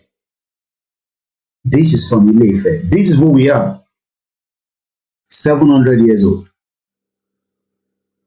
Where was Nigeria 700 years ago? It's not a lot of, it's not that long, but that is one of our history. Mukiyawa Joke, Bodunrin, Mori, Yami no Joke, Ajoke, Olajumoke, Ekabo Momiwa, Salahu Egbomi, Mufta, Dino, not Dino Malayo, Shamsuddin Oladipupo, my beautiful auntie Temi Fatai, Omoni, Toto Omukidaruko Gbonu, Sadiq. If I didn't mention your name, you might just probably maybe it skipped. Yami Queen Momo, Babawa Bambo, Okewo. And I know we have intellectuals that sit here. Sometimes they say, Koiki, but you answer him like a mama sort of there. That's what makes it good as well. But I won't come to their stool. I don't listen to all these rubbish voice notes that a lot of you are putting across. My head is much, look, I am thinking much bigger. It does not matter whatever they say about Babakintoye. He remain the leader of the Yoruba nation. So some of you might probably send me audio. When I start with these 30 seconds, I know what could be in there. I delete it. I don't even bother myself. Because some people think that the Yoruba nation is all about gossip. You can hear what Goodman was saying there, that last guy that spoke from the Biafra. He's hungry for freedom. I was hungry for freedom. We turn Yoruba nation to fracas. I won't come to your stool. I won't come to that your level. No. We will continue to communicate. We will continue to tell the people that this is who we are. This sculpture behind me. Let me move this way so you can see it properly. This is currently with the London Metropolitan Police. 700 years old. Yeah, they turned Yoruba Nation to drama series. It's crazy. And what's 11 years old? No. We'll take maybe this last caller and then we will wind down quickly. Hello? Hello, sir. Bon, sir. Ben, sir. More on the program. So, tell back to more on the program.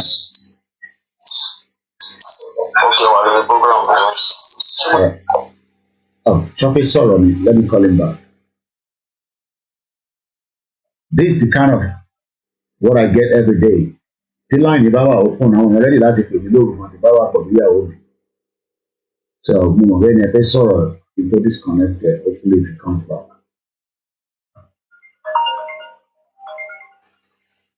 Shefe sorrow ni call our don't disconnect. Hello. Video àti kúrò lórí yẹn ti pẹ́ èyí wà bá kẹsì wà behind me àti kúrò lórí yẹn ti pẹ́.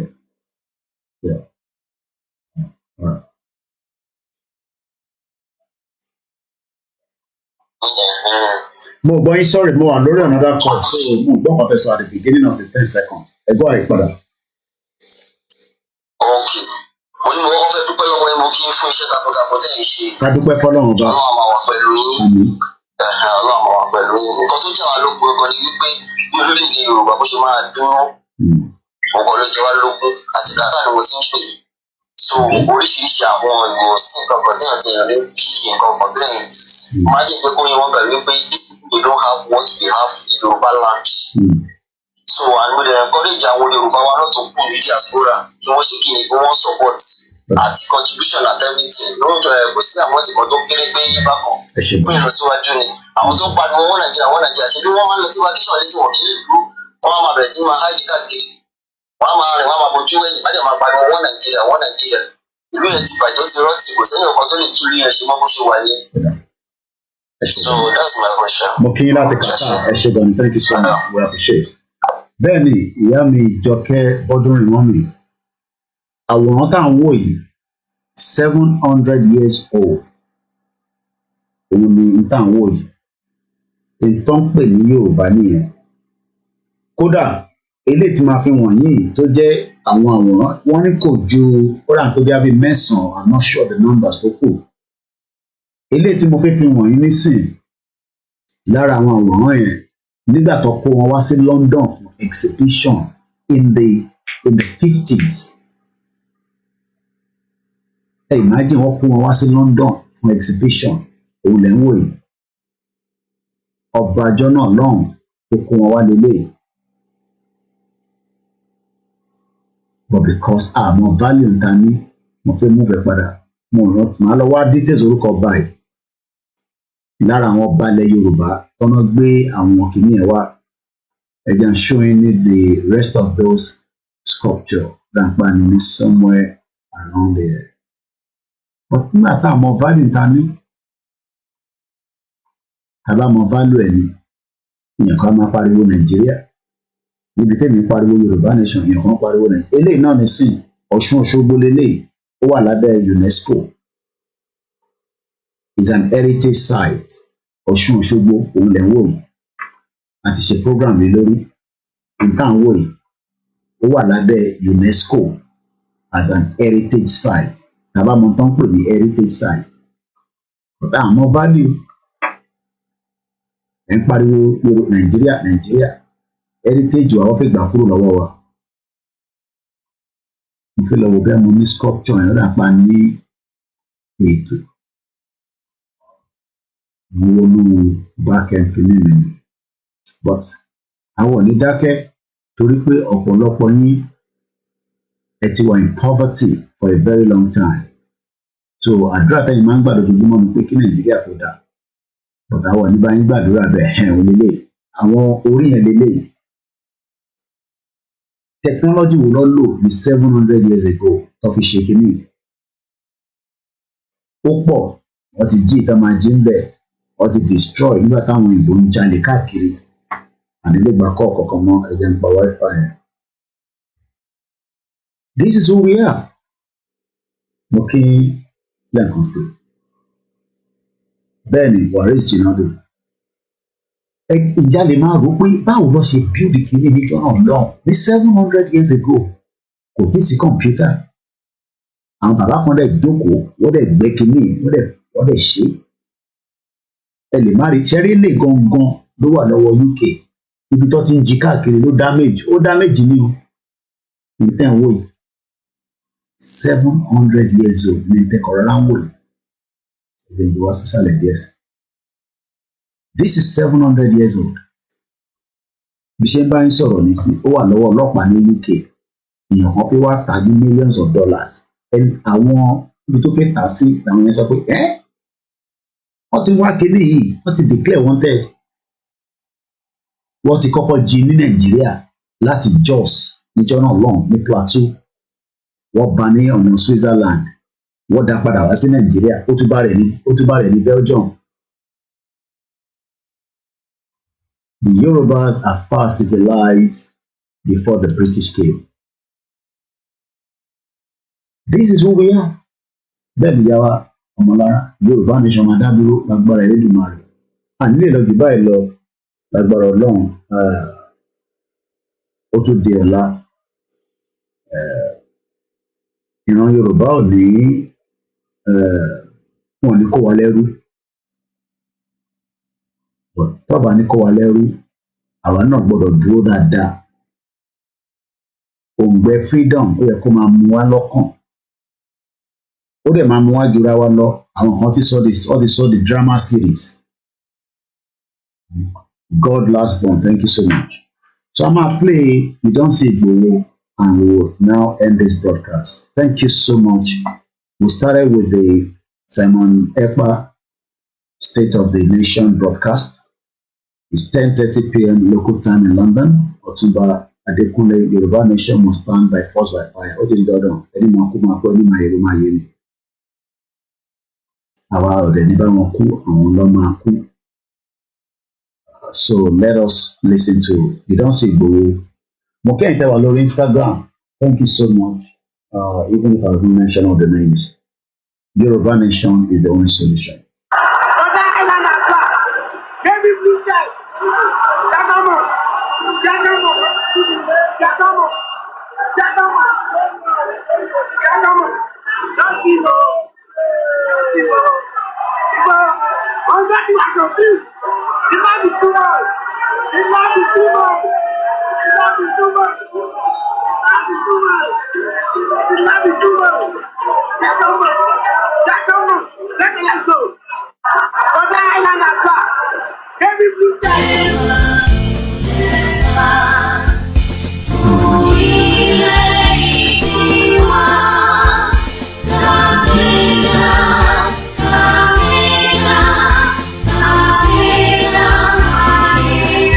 Yemi Papa failed our own. Láti bẹ̀rù àṣìṣe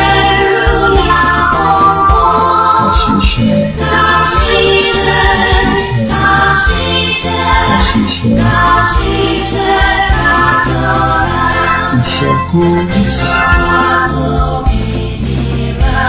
ìkẹjẹ tẹ̀síwájú.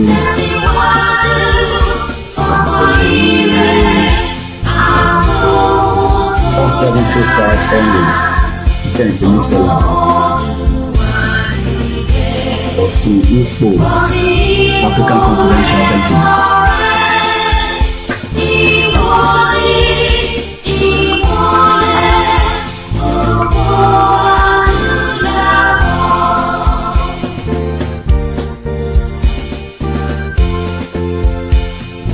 Eunice Uche. Oh, hey, Biafra. Good night, everybody. Till tomorrow morning. Daro. Akuko.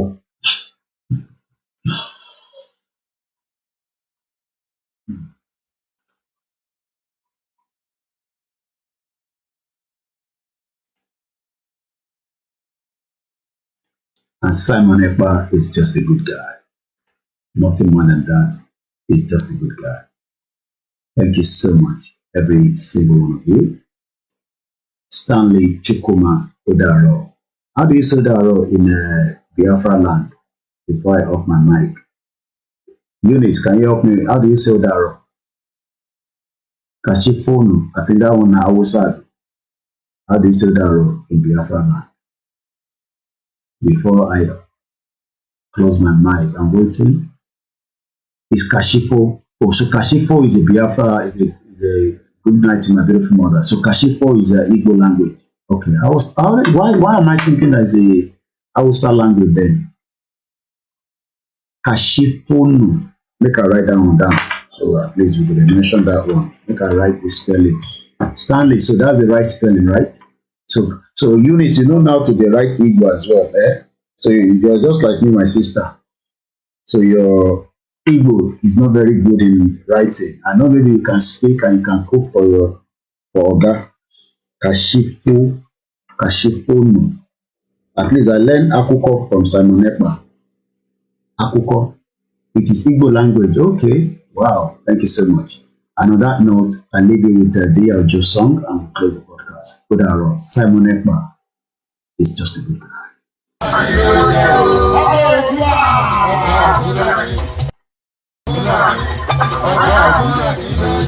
Yorùbá nation yìí ti gbogbo wa ni kó má gbọ́dọ̀ bàjẹ́ torí kò sílùú mìíràn.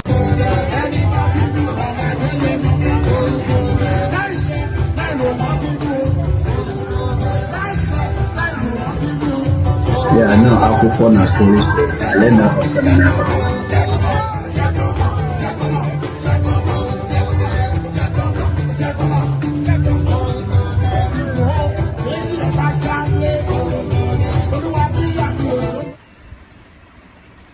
Life is so funny. You come with nothing, then fight for everything, and later leave everything and go back with empty hand. God is powerful.